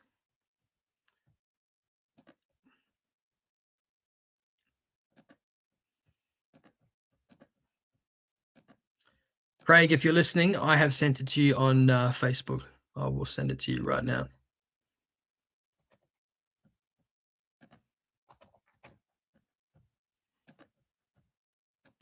Guys, do us a favor. I hate to be annoying. I hate to be that guy. But it helps out massively. If you're a half-decent fan of the channel, or any just feel like being a nice guy and improving our weekend, smash the like button. If you haven't already, consider subscribing. Locke puts out a lot of content up here. It helps a lot of the algorithm, and let's help get some money in that man's pocket because he puts in the work. Danny Amarty is currently a free agent. He's 31. Would be an excellent pickup in League One if you lose Nelson. That's a strong fucking no from me, dude. Fucking no. He's not a centre back. That experiment did not work under Brendan Rodgers, and playing him over Sionsu was fucking suicide and still irritates me to this day. Yeah, he does. Fucking Lox's car looks like that fucking shitmobile that they drive on in between us. That's Lox's car in real life. Right, I'm gonna get back to the game. I've got 2 screens, right? So I'm trying to do a healthy balance, guys. Of pulling the comments. You don't think I'm being rude and ignoring it, and also trying to watch the game.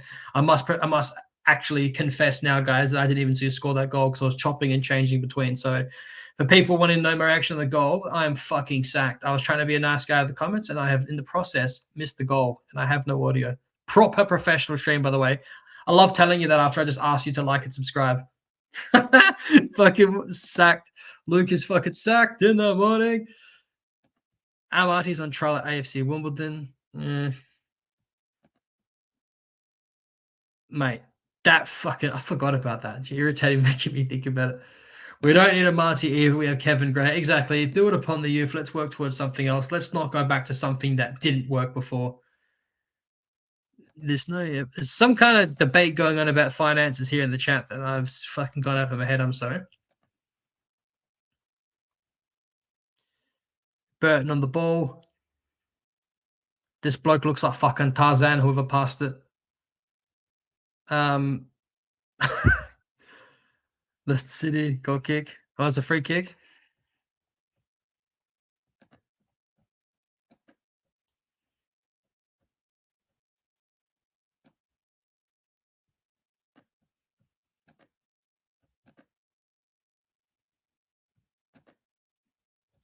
We are going to get shortly Craig in from Fox's on the Box.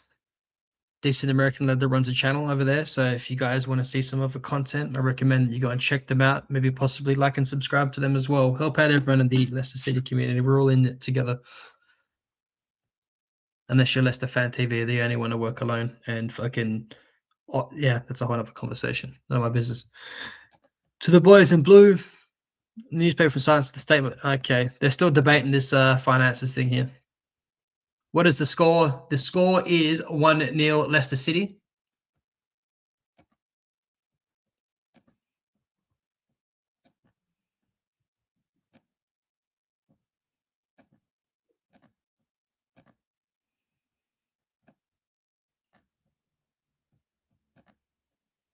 All right.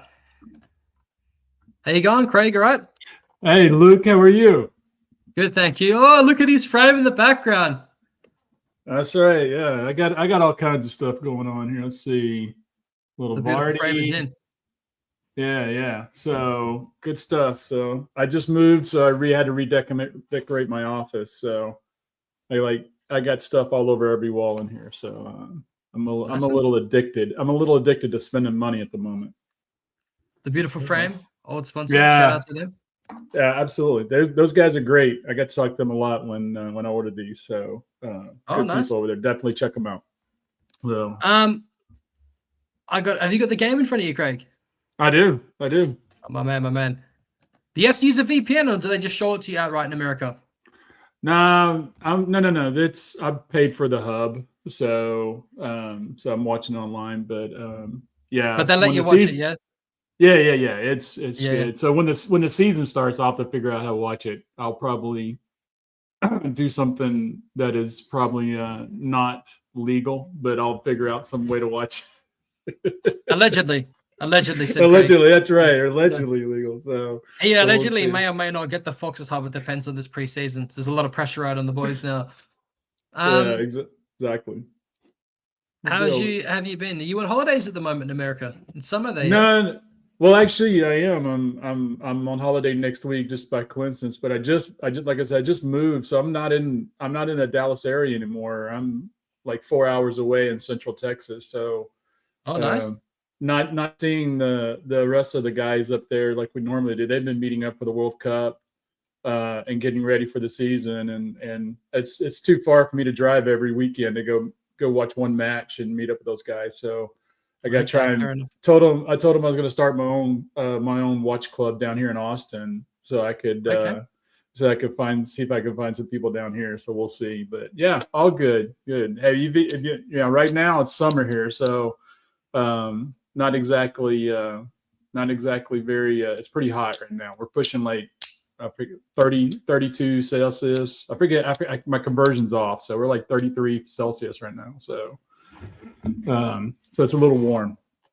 So yeah, I was wondering. I heard it gets hot in Texas, like kind of similar to actually Australia in certain parts, particularly the humidity as well. I've been told that actually from a few Americans.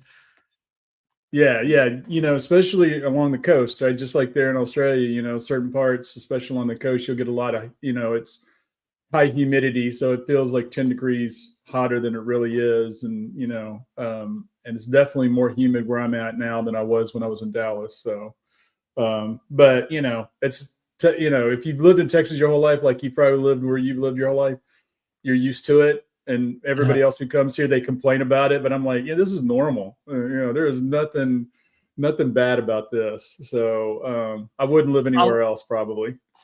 I like watching people that have like not been in Australia before, like come to Perth on like a hot summer day when it's like 42 degrees Celsius, which is like, I think like 110 Fahrenheit. And people, they just panic. They see the panic. But to be honest, I can't handle the cold, man. Like I think I need to look up Celsius to Fahrenheit, but basically 0 degrees Celsius is like the coldest it will ever get, like in Perth, and that's like a freak occurrence. Really? Yeah, I didn't see snow until I was 18 in Canada. We don't have snow here. Yeah. I remember you went to You went to Canada on holiday, like, was it last year, a year and a half ago? Yeah, I went for my honeymoon. I just missed you in Vancouver by a week. Yeah. Mm-hmm. Yeah, Vancouver's yeah, not as cold though exactly. as the rest. I usually go to Calgary. Vancouver's like our winter. It's not too bad. Yeah, absolutely. Yeah. Our winter's not too bad. We have like, someone was asking me the other day, is like, how long is your summer or how long is your winter? And I was like, well, it's usually about the first week in February. And then after that, it's pretty much summer year round. So, Okay. yeah. Well, we get like, you get a week and then you get a couple of days in Texas. It's just, you just don't get much, you just don't get a lot of cold here. So, so it's pretty good. So, yeah, what are you thinking of the team so far here in the preseason? Interesting, like decent. I can see that we're working with under Russell Martin. It's not as bad actually as I expected in terms of like positioning. Mm-hmm. There's some wayward passes to be expected in preseason, particularly from McCauley, from what I've seen, and Luke Thomas. But some of the youth though, like have actually looked half decent. Decent first touch there from Skip. A little left to be desired. But look at McCauley, mate. Look at our centre backs, proper advanced. Yeah, that's definitely different, and it's good to see. As long as we make sure we know how to play our opponent on a counter, that's the whole point, right? But yeah, I love watching our young guys. Braybrook, obviously, Will Alves, Carr. That first preseason match, I really didn't know who Carr was, and I thought neither did I. He looks he's like the promising. fastest guy on the pitch, and it was great. So I look forward to seeing those guys get acclimated to the first team and getting some playing time throughout the season. I really hope those guys stick around for the rest of the season and get a lot of playing time. Yeah, this is the only silver lining for me with being in League One, that these players are going to get a lot of game time. There's still people debating in the chat about finances. It's just gone way off my head.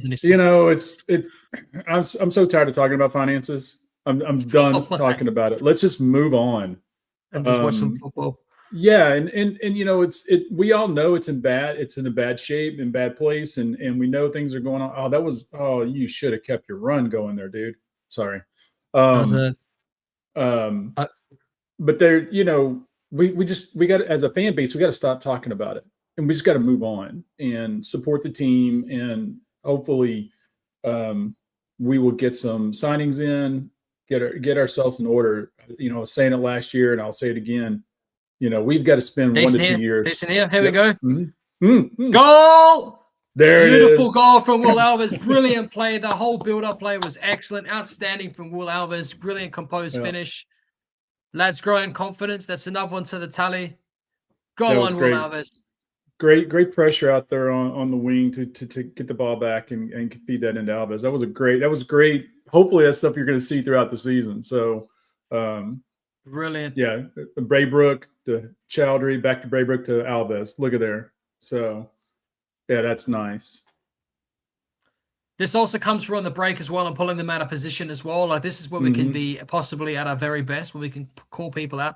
Hutchinson, looks like he's getting ready to come on. Brilliant. Yeah. Again, let's get these guys some experience here in preseason. We know what the Skips of the world can do, and the Luke Thomases and things of that nature. We got to see what these other guys can do. So, I need to pull up your stream over here so I can see all the comments. There's a hype coming through right now. They're arguing about money right now. Okay, I'm going to make some changes. Yeah, so we're doing a hydration break. It looks like this Foss is coming on. Good grief! Is he? Well, he's standing up. He's got his kid on, so we'll see. But again, I know Martin needs to implement his style. I know the players need to play together so they can get used to each other and understand that.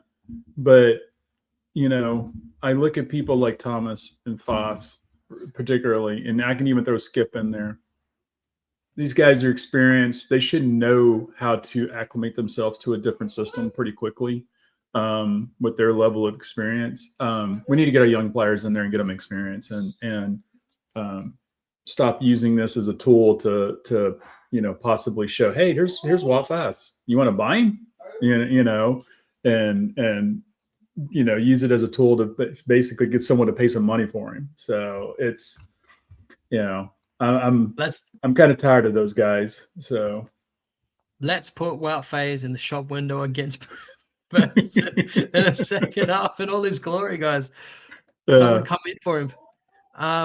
Change the score. I've just done it, mate. Sorry, guys. I am fucking hot. Shocking of computers. You know what it's like, Craig. I can see you buckling sometimes. It's horrible. We're trying to facilitate a conversation between people, camera chats.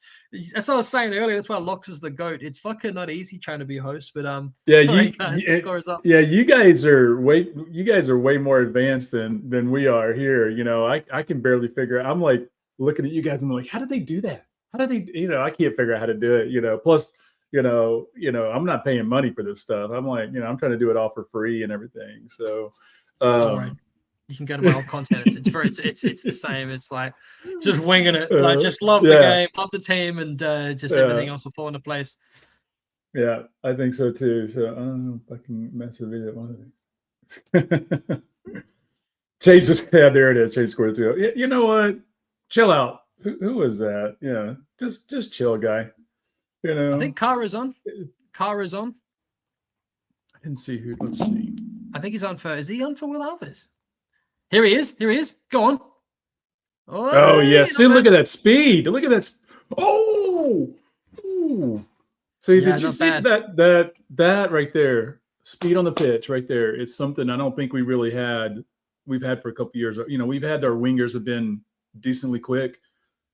That guy's got another level. I mean, there's something going on there. So I don't see who they subbed in.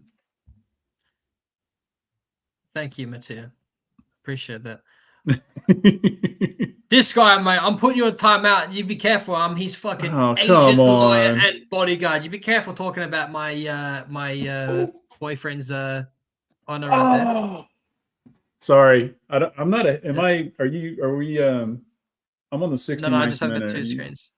Okay. I got distracted defending my Yeah. No, great cross right there, crush. and I got a great cross, and so on the corner, and had almost had a chance for a header. So Locks has informed me he's on his way. Here we go. Another corner. There it is. Ah, come on. Okay. I don't know about you. So, and I don't think Louis Page is still out there now. It looks like he's off the pitch. He didn't have a strong showing here in the first half. The first two preseason games, he looks really good. This one, other than the one corner he took, which was a great corner, the rest of the first half of that match, he was kind of just a pedestrian. He was kind of pedestrian, rather. That's the best way of saying it. Yeah. So, I'm not gonna. Yeah, I won't get his back, but he'll be good. He'll be good. I'm not worried about him. He's a good kid. I got to meet him last year when I was over there. Did you? And so, yeah. I was at Seagrave for an under 21 match. He was there in the stands watching. What's his face? Oh God, who's the young kid? Not Alves, the other one. Anyway. Jake Evans, that's who it was. So Jake was playing. So I was there when it was like -3 Celsius. It's Seagrave. Yeah. It was miserable. I have never been so cold before. But I got to meet Louis. I got to meet Jake. So that was really good. He's a good kid. So it was a lot. They lost, but it was a good match. It was good. It was a lot of fun. So you've had bad luck of going there for each. I've been to 6 first team matches and they've won 1. Okay. And so, it was 3 in the Premier League, 3 in the Championship. I did get to see them win 1 match. But like I was there when it was, I was at the Southampton match when it was 3-0 at halftime, so that was miserable. It was just, so defeating to be there and just not be competitive until halfway through the second half, So I crashed out after the game. Yeah, I know. I am glad you're back, by the way. I'm glad you recover after last season. I was worried about you, but I just need a break. That's all. Just need a break. There was a bit more to it than football, but yeah, thank you. I appreciate that. Yeah.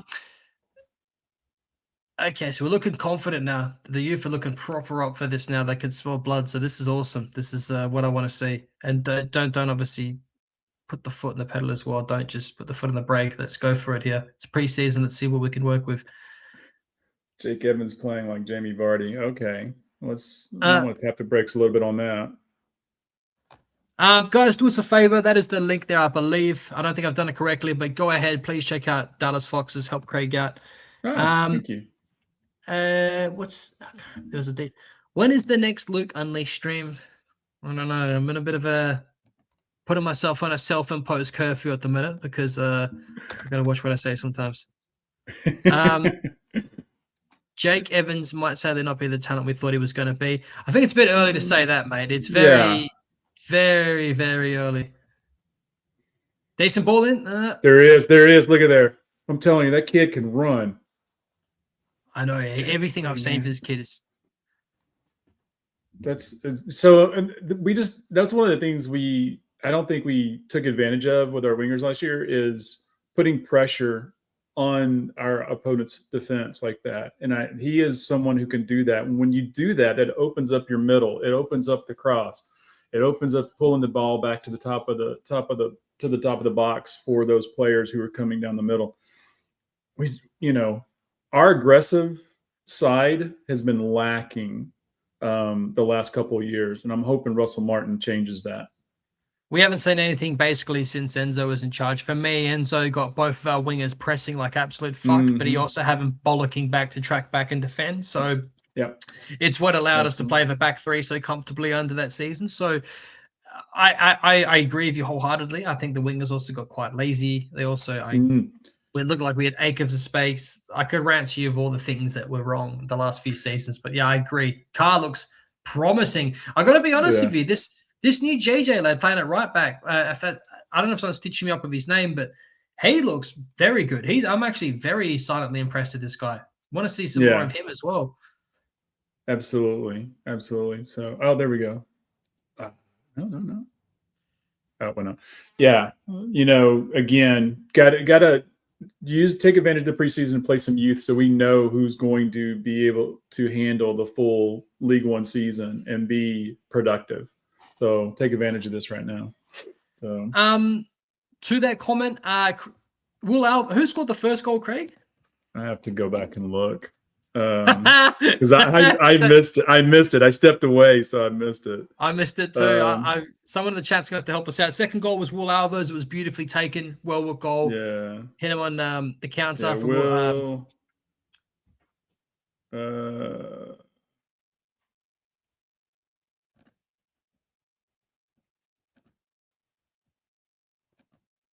Thanks, Leicester City, on your XP for just saying, hey, we scored a goal. Maybe you want to tell us who's actually scored.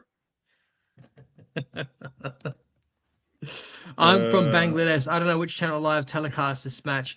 If you want to, we get this so much. If you want to watch the game, you got to pay for Fox's Hub through the Leicester City website. There is no other ways to watch it for this game. Yeah. I checked again today. There's just not another way to watch it unless you're watching on their hub. So, good luck to that. Our striker, who's playing our 9 right now? What's his name? Achari. Yeah, he scored in extra time in the first half, and then and it was an absolute worldie, and we all saw it. Yeah. Thank you for whoever put that in the chat. Yeah, we finally caught up to who scored. So.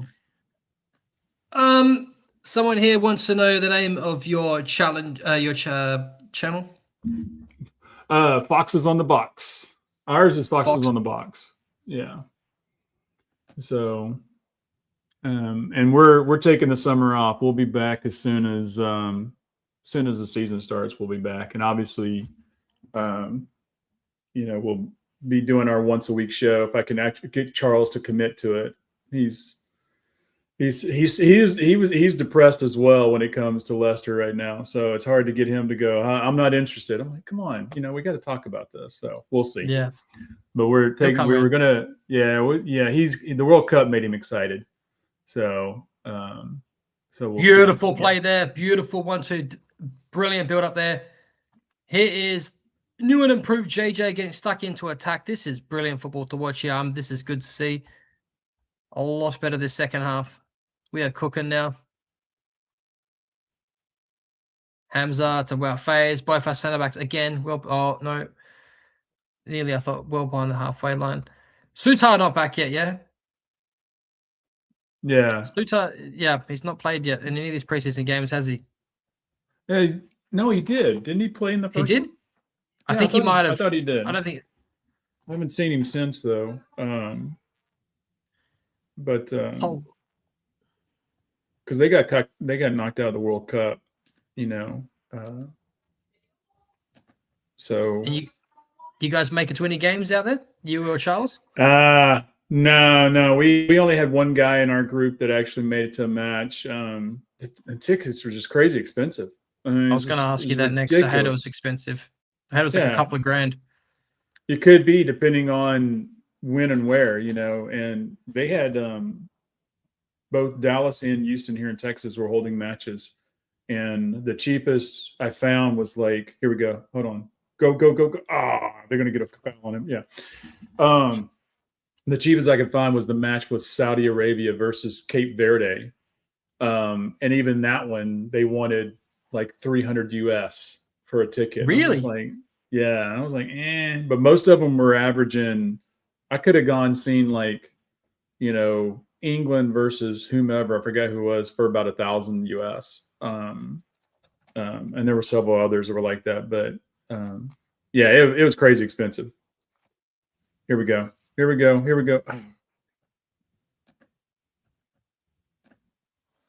I got to learn these numbers. These numbers, I can't figure out who these guys are.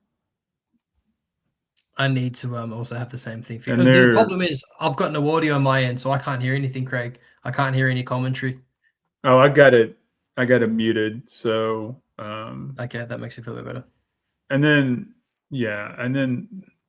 there, you know, the Leicester website doesn't have updated lineups either. So try to go to whoever's in charge of Leicester City socials is diabolical and cannot read the room.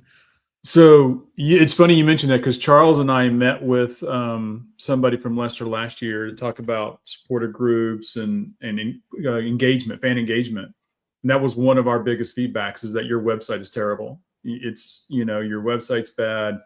You know, whoever's running your X account is pretty decent, but your other stuff is just, you've got to fix it. And so they were like, okay, we didn't know that. I'm like, yeah, that's bad. Yeah, so, no, that's why I asked you about the VPN, was because I got Fox's Hub the first time we got relegated, and it said international pass. So I thought, okay, well, Australia, that seems like international. Yep. Yeah, bro, here we go. Brilliant, another goal. That's nice. Nice goal. Get it in. That's there number it is. 2 for Ochari. Absolutely. And great. Or is that a Puku? No. Bad. Again, I've got to learn these numbers. Hutchinson. Well, there's no number on this guy's shirt. 40, it was 45, wasn't it? 42. 42. Yeah, 42. Yeah. So, and now again, let's look at this. Carr was involved. He kept it in. I think Chowdhury fed him that. So, mate, this nice. Car looks like a beast. Again, who is this kid? Again, it's just his speed is what makes him effective. And you have to account for that, which means the defender's not going to be able to close him down. He's going to have to play off, which is great for us. It gives him room to move. So,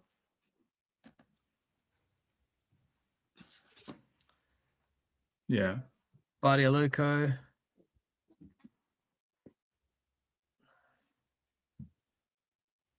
Oh, we've had a couple of great chances and just hadn't gotten anybody in the right position, but hopefully they will. They'll figure this out. Change the score to 3-0. Yeah, you don't want to get yelled at for not changing the score. Sacked. It was a Poco, not a Chari. Okay, so it was a Poco. Show a Poco. Lucas confirmed racist. Yeah. Let's get the banner.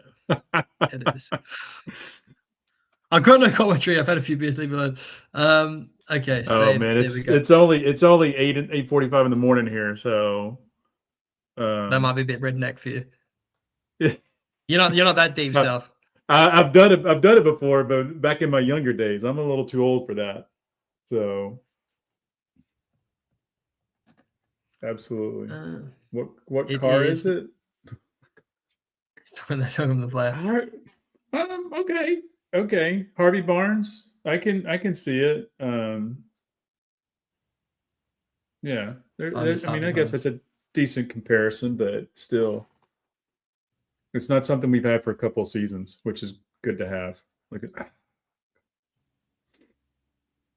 All right, so looks well up for it. Yeah, what happened to Locks? He said he was on his way. I'm sure he'll be in shortly. Okay. He said about 10 minutes ago. Offside, face on the ball.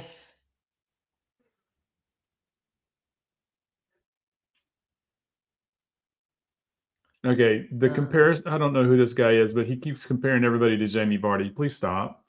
I think he's trolling. Stop. Yeah, exactly. He's either trolling or he's deluding himself.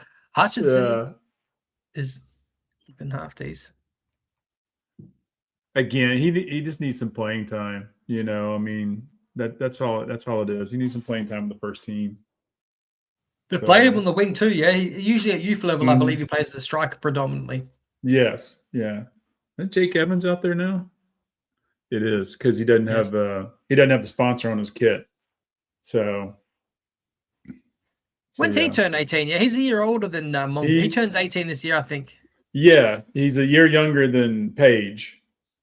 And I think Louis just turned 18. Oh, he's going to give him All right, this ref gave a yellow at the very beginning of the match. I'm surprised he didn't give one right there. So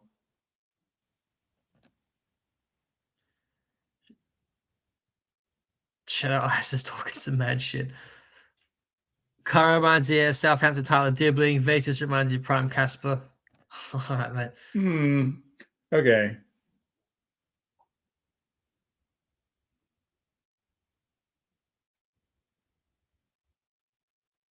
Yeah, and Hamza Chandri reminds me of Dembele.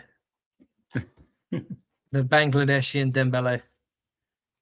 I don't know about you. The Bangladeshians, I don't know if you get me in your watch but they fucking love Hamza Chandri. He is like the prince over there.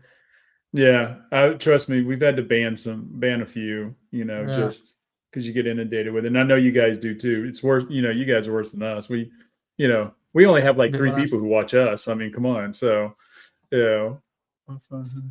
Well, Face, Misread Ale, Tom Wilson Brown, Jake Evans, Tommy Neal, Lorenz Hutchinson, and Riley Carr all on.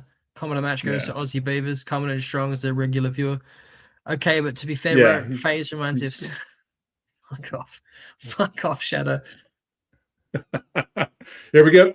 Oh, in the side of the net. But that was Hutchinson, wasn't it? Yeah.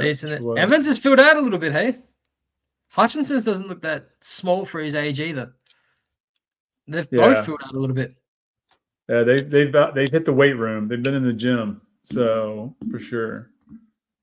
One of the things I worry about this season is who's going to be trolling our midfield, right? We've always had good midfielders helping track back and with helping out our defenses. Who is that going to be this year? Because I don't see Skip doing it. There's Chowdhury, but Chowdhury's probably not going to play as much, probably, I think. Are you talking about from a double pivot who we were going to be trusting on the ball the most, like in the Winks role? Well, I'm more worried about. I always worry about who's going to be able to stop the counter, right? So because we always had Ndidi in there for a couple of years, who was that guy, and Chowdhury was like his backup. But I don't think Chowdhury's going to get a lot of playing time this year. I'm really concerned that he's probably going to end up getting sold. Do you want him to stay? I've always liked him, and I always like him because of his aggressive play. He is willing to he's willing to make the hard tackles. He's willing to get in there and get dirty. And you need at least one person who's willing to do that, who's not a center back. And right now, he's the only one on our team who will do that. The rest of them are too They're just not that kind of aggressiveness. They're not that kind of defensive minded, in my opinion. And so, so I like him, but I would prefer someone else to get in there and do that, because I think we need someone who's going to play the full 90. And Chowdhury is not going to play. They're not going to play Chowdhury the full 90. They don't trust him to play the full 90. So it'd be interesting to see if we even have. I don't think we're going to have someone playing that role. Seeing how far advanced we're up the pitch of our centre backs, we could see it obviously to start off with, but because from what I've seen so far, you would argue that people would say that in that role you could be arguably Braybrook. But from what I've seen so far, Braybrook's been a lot more advanced up the pitch, predominantly a lot of the time, as are most of the team. From what I've seen, we're going to have to see a lot more games before we can make our mind up and get a settled 11 on what we're really trying to do here. But for me, this new JJ lad and Carr have been outstanding. There's a decent comment here as well from Sean. Sean always brings in decent stuff. Hutchinson is physical enough to play down the middle. Can Evans hold his own against centre backs? Got to see to believe. We've seen Jamie Vardy do it, and again, I'm not comparing him to Jamie Vardy, but I think obviously size isn't always everything. But Hutchinson, though, definitely, he looks like he's decent. Score it's updating. Yes, I will do that right now, mate. I thought I had done it. I actually had changed it. I just didn't show it. Oh man. There we go. Everybody's depending on you to update the score, because nobody's watching us live, So it's a yellow card for me. Who just came in? Oh, good. We drop our expectations. Yeah, I don't blame you, Salty. I'm just here for comedic entertainment. I am no host. Love from Bangladesh. Shout out to you, sir. All right.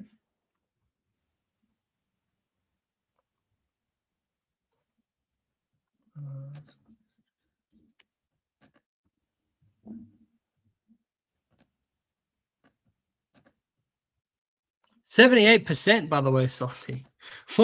What's the upper 12% contain? Has Connor Chaplin played yet? No, he is not. No, won't see him for at least another week. Thank you, sir. I know. Clutch. The other one. Clutch for the score change. 20 minutes late for Mr. Luke. Blue tinted glasses, finest. Decent ball, nearly. Go on. There it is. That was good.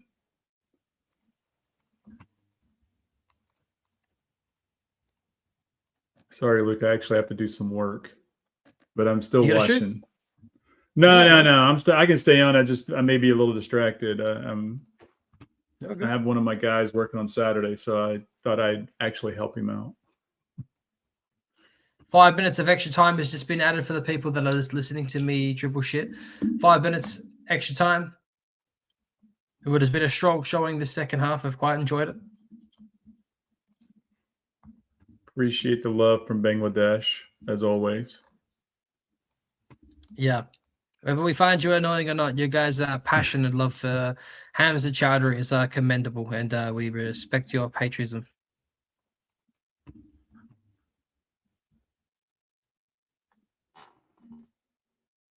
Oh, nearly a car crash over there from Wow Phase.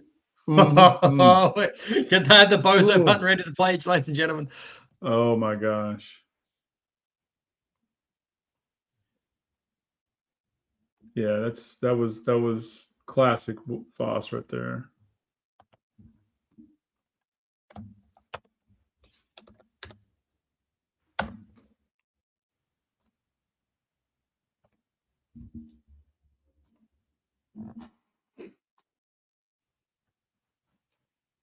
Yeah, I'll be interested in seeing who's going to be our final first team lineup when the season starts. How many of the young players, academy players, are going to be included? So, yeah, particularly if we keep bringing people in. I think it'll, even the amount of how many we start with, Craig, I think it will take a while to have a settled 11. It usually takes about 10 to 12 games before you have a settled side. Yeah, completely agree. That's why every time we start a season, those first 5 to 7 matches, if we're not top of the league that we're in, people just start going, oh my God, it's a disaster. This is going to be terrible. And I'm like, you've got to give it time. You really can't start panicking until you get into that third month. We're starting in August. You can start panicking when we get to the end of October. That's when you can start panicking. But until then, we've got to get about 15, 20 matches in. Not even 15. Yeah, about 15 matches in to really gel as a club, especially if you're bringing in 5 to 7 new people. It's just that's the way it is. 12% is your ability to channel all of our collective anger into one person. Okay, fair enough. I got that one coming. All right. 2 minutes left. 2.5 minutes left. It's been a decent showing. Yeah, definitely. Obviously, some work to do, but for me, this second half has been a lot more electric than the first. Mm-hmm. The intensity and the ability to get the ball has been a lot more direct as well. Okay, here we go again. We've opened them up here.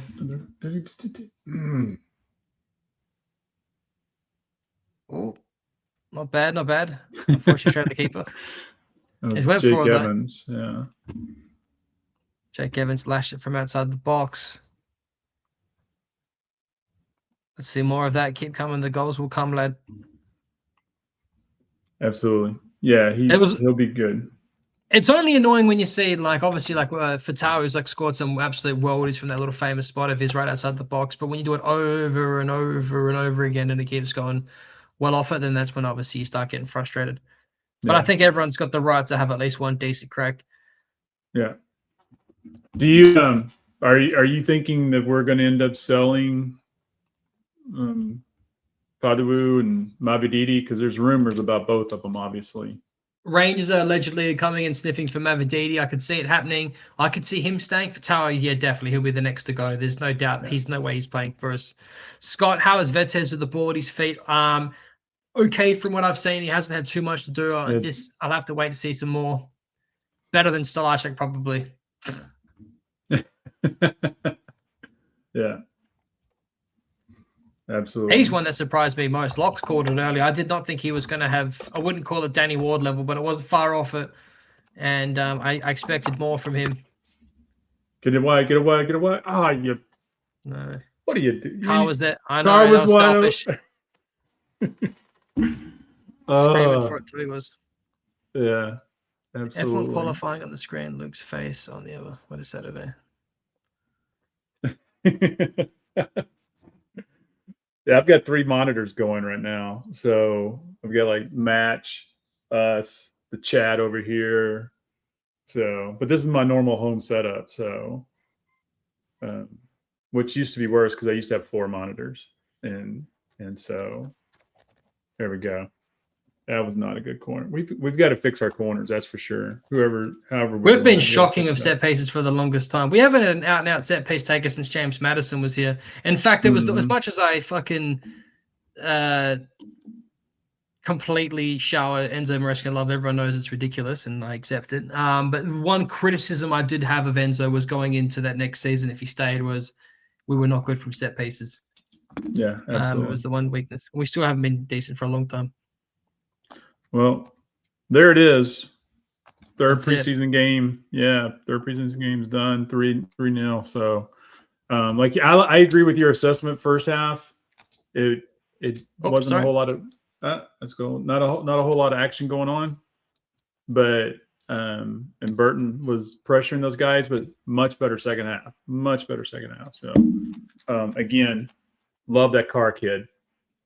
It's, if I'm gonna buy a new kit with someone's name on the back, it was gonna be him.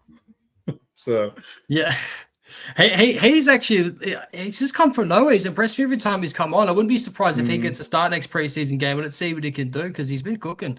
Looks well up for it. His positioning's decent. He looks electric. Decent on the ball too. Very, very interested to see some more of this young lad. That JJ led too was good. Shout out first half to Aluko. Thought he had a good first half. I thought he joined in attack at the right times. Obviously, he's quite raw. Yeah, the only player that I really could, if you'd want to criticize, I guess, would be Luke Thomas.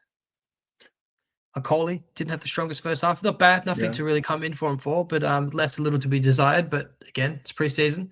What about yourself, Craig? Who stood out for you there in that first half? In the first half, I would, golly, there wasn't a whole lot to watch in the first half, to be honest with you. I think Aluko was okay. I was surprised Thomas was our captain, but it's preseason. We're okay. Beyond that, there just wasn't a whole lot. I would probably be more criticizing of the first half is that they're players that you expect. Always expect the high. Sorry. I always expect more out of Louis Page, and just didn't see it in the first half. So again, I'd like to see him, but the second half, it was the car show. As far as I'm concerned, him putting the pressure on their wingers out there, and he was always in a great position, and so love to see more of him throughout the season. Locks, brother. I agree with you, Craig. Thank you for joining your legend, mate. Locks, what's happened, dude? Your car broke down. Mate, flat battery. Yeah, battery. But thanks to Luke for saving the day, and obviously thanks to Craig as well for joining in. Talk to me. What have I missed? All I know is that Alves scored, Cherry scored, and that was it. Who scored the third? I've been calling Wachare. I've been saying some funky names. I've had no commentary. Don't thank me, Locks. I've been putting in a bad performance. Apoku scored the third one. So who's? I heard you just call out praise Riley Carr. Has he been good again then? Yeah, very good, very good. Wow, that's an interesting one though, because like before the season started, you saw Riley Carr's name and you're like, well, he's surely out on loan, right? Surely that's where he goes. But do you think there's a chance that Russell Martin keeps him as a bench player this season? I don't see how you can't. I don't see how you can't, simply because he seems to be the fastest guy on the pitch, and he seems to be the only one that's going to be able to challenge the other team's defense when we're trying to move the ball to pitch. So I don't see how you can. I just don't see how you can't. As of what we've seen in preseason, I don't see how he doesn't make the first team. Yeah. What about you, Luke? What are you saying, man? Well, so what he this is. So, okay. This new JJ lad that played at right back looked decent as well, Locks. Decent on the ball, took his time, took his first touch, scanned the pitch before he made the pass, made the right pass every time, joined in an attack a few times. Pace was good. He stood out for me a little bit as well. Will Alves was electric first half. Very, very good driving runs forward, confident on the ball, quick as well. He's now scored 3 goals, so his confidence is going to keep rising. If he hits the same expected levels that he was before he did his ACL and he's in League One, where he may see himself as a league above and he can stay fit, this could be the breakout season for him. The problem is, from what I've seen, is he's been playing on the right wing, and is exactly where Carr has been played as well. And of the two, unless they rotate between a high-pressing 8, Will Alves might keep Carr out of the starting 11. Mm-hmm. And it might be up to Carr to be able to work his way into the team. He'll obviously be a sub option. We'll have to see. Salt put a decent comment up here saying, I'm refusing to be sucked in. It's only preseason, but so far so good under Martin. No complaints from me given where we are. Hopefully this bounce continues so we can get some signings in. Pretty much I agree. It's easy to get sucked in, Salt, but it's good to have positive vibes. We've not had much to cling on to. And for me, Locks, like one thing that I noticed big time was, you know how big I am on body language. If you looked at Russell Martin around the players, they look like they respect him. He looks calm. He looks sure of himself. Mm-hmm. He looks like he believes in his philosophy. Martin never looked sure. And again, it's like, look, you can easily say, look, you don't know what the fuck you're talking about. You're not hearing what he's saying. I get it. But for me, I'm big on body language, and it looks leaps and bounds above Marty Cifuentes. I'm kind of warming up to it. All the things coming out as well, all the little stories and little rumors that I've heard are very positive. Obviously, I've heard that, and this wasn't really a surprise because it was the same at Southampton. All the players have taken to Russell Martin really well, and that they really like him. Also, on top of that as well, we heard that rumor that they've replaced monetary fines at the club with running. So Russell Martin's come in and basically said, if you're late for training, you're not paying £1,000. you're fucking doing a 5K. You know, I'm not saying it is a 5K, but you know what I'm saying.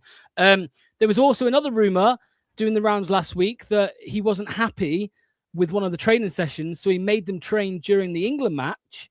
They missed the England match to do an extra session.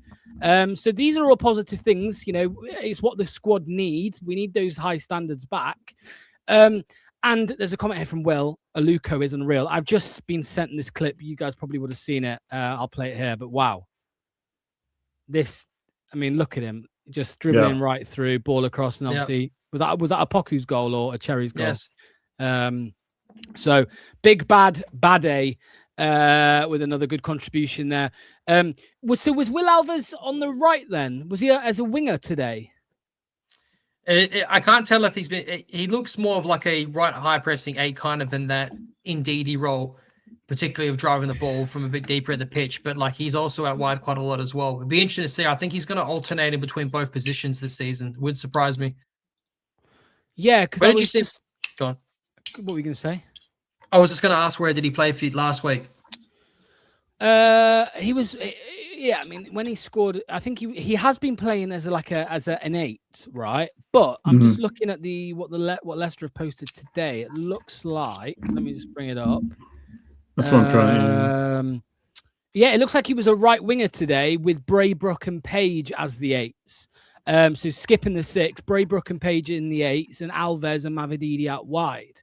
So there's an interesting thing as well. And then obviously Riley Carr came on afterwards. So yeah, my clip, by the way, was that your clip? Did you? Oh, who's Shadow Ice? Who are you? Who are you? They're like, are you in the group chat? Somebody sent that in the group chat now. So yeah, positive stuff. Comment here. I mean, what are your thoughts on this, Craig? I'd love Chaplin and Alves as the high 8s. I'm not sure how we choose between Page, Braybrook, and Skip.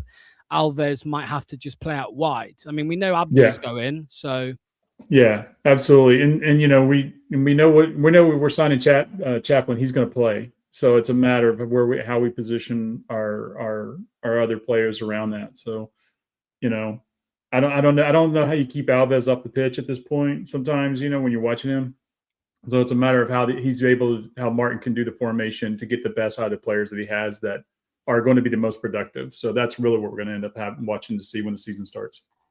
Yeah. Again, Luke, if Chaplin is playing Cam, whereas Alves playing, he could go out wide. Out wide. Yeah. I'm still not. Yeah, I don't want Alves to play out of position to facilitate Chaplin. I'd rather Alves play at his best position where he feels most natural, even if it's Chaplin's preferred position. We need to build around him, not an older, experienced player. Yeah, but Chaplin's a better player than Will Alves. I don't know about that. Well, I mean, I do. I know he is. He might have been before he came. Yeah, he might have been before he came to Leicester. Let's see what happens when he's here. Yeah, definitely. Yeah, I'm not saying. I mean, you know, he has played out wide before, Will Alves. I mean, when he was on, you know, his loans, his 2 loans recently, he has been used out wide. I know what you're saying. Yeah. I know what you're saying. Obviously, you want Alves in the main position, but I mean, there's so much competition in the midfield, isn't there? Like when you look at Braybrook, Page, Alves, Skip, you know, there's Hamza. You know, God help us. But that is the group, you know. So, and if Louis Page stays, of course, then which we of course hope he does. Did you guys say that he was a little bit quiet today, Louis Page? He was. Okay. He was a bit quiet. Still no Michael Golding either. No Woe Koulibaly. I know what you're saying, Lox. All I see it as, and there's nothing wrong with him playing right wing as well. That's where he played for Cardiff, I believe, as well. It's more. One player's on the ascendancy and is a Leicester City academy player, and one player has just come in at the end of his career. And do you know what I mean? Yeah, no, I know what you mean. But Connor Chaplin's been brought in for a reason. He scores goals from midfield. I think he will. I don't think, for me, there's no doubt, Luke, that Connor Chaplin will be a starter in this team. There's no question about that for me. Yeah, that's what he's being brought in to do. But What did Joe say? I will say this, Luke. You've not seen Chaplin play in the Leicester yet. Yeah, of course. I mean, he might. Yeah. He could be total garbage, of course, but I don't think he's going to be. Basically, is what I'm saying. Have I just read a rumor on X from Steve that Danny Ings has failed a medical? I've just read that. Is he chatting shit? We don't know if it's true. We don't know. I think. Yeah, we don't know. He's chatting shit. I think he was bored at the match, is what it was, and so he was thinking of things to say. So I do that to be fair. What did the actual? Did you see any good patterns of play today? Yeah, plenty of a decent build-up play between the eights and the wingers. Kind of reminded me of Enzo, a bit more so on the counter though, and then transition more so than the build-up play. You can see the speed on the counter, like particularly for our wingers and stuff. So, and the fullbacks joining an attack as well, so to create those overloads outside the box. Yeah. So, I thought it was decent, particularly that second half. Decent patterns of play. I think it will only improve. Yeah. What about you, Craig? yeah, so it was much better in the second half. The first half, Burton was putting a lot of pressure on us, and we just really couldn't develop a rhythm to do those types of plays. And so in the second half, I don't know if it was just the change in players or what that was going on between the two teams, but it was much more attacking, a lot more 1-2 passes and breaks on the wing. So it was a lot more entertaining the second 45 minutes for sure. And exciting for a fan who wants to see that kind of play again. Yeah, definitely. Okay, what was that? Yeah, we're going to end now as well. Anyway, I think. So wait, Will said call Steve. No.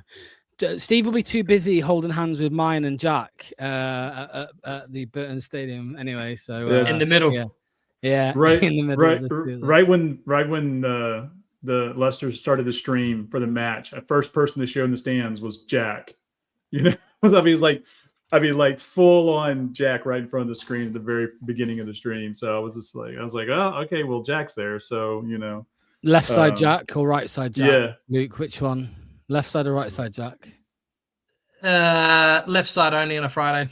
You missed it. By the way, Luke, you missed it. You know, Ryan's now center Ryan. He's not left or right. He came in and started giving us in the know. He told us that. Shut up. Luke, Ryan popped in the chat the other day and said, oh, guys, by the way, Connor Chaplin's being announced in 10 minutes. And he got announced in 10 minutes. So he's no longer left or right. He's central Ryan. Okay. I thought something else. Center Ryan. Ryan is in. Yeah. Craig has no idea what we're talking about. No, he's like, I'm good. You know. Yeah. Anyway, why we can't loan Jake Evans against Short? No, Jake Evans I think will probably stay about. Jaden Joseph looks good. Yeah, good backup right back. Okay, again, thanks to Luke and Craig. And Doc as well, of course. Was Doc here early on? Thanks he was. to those Thank guys. It's all right. Thanks to everybody for taking part. Thanks to everybody in the live chat as well. Make sure to hit a like and subscribe as well to the channel if you haven't already. I have it on good authority that Luke over here is going to be doing lots of watch-alongs this season, even when I'm at the game.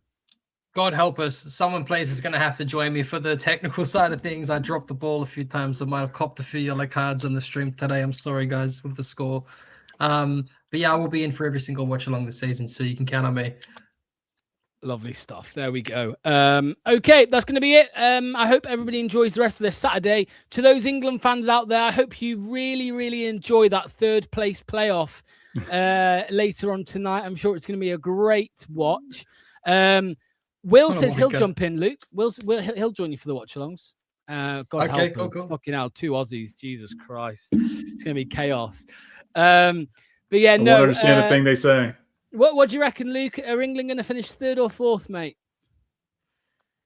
That's a fucking stupid game. Who gives a fuck? Then it's you're first or last. England will lose.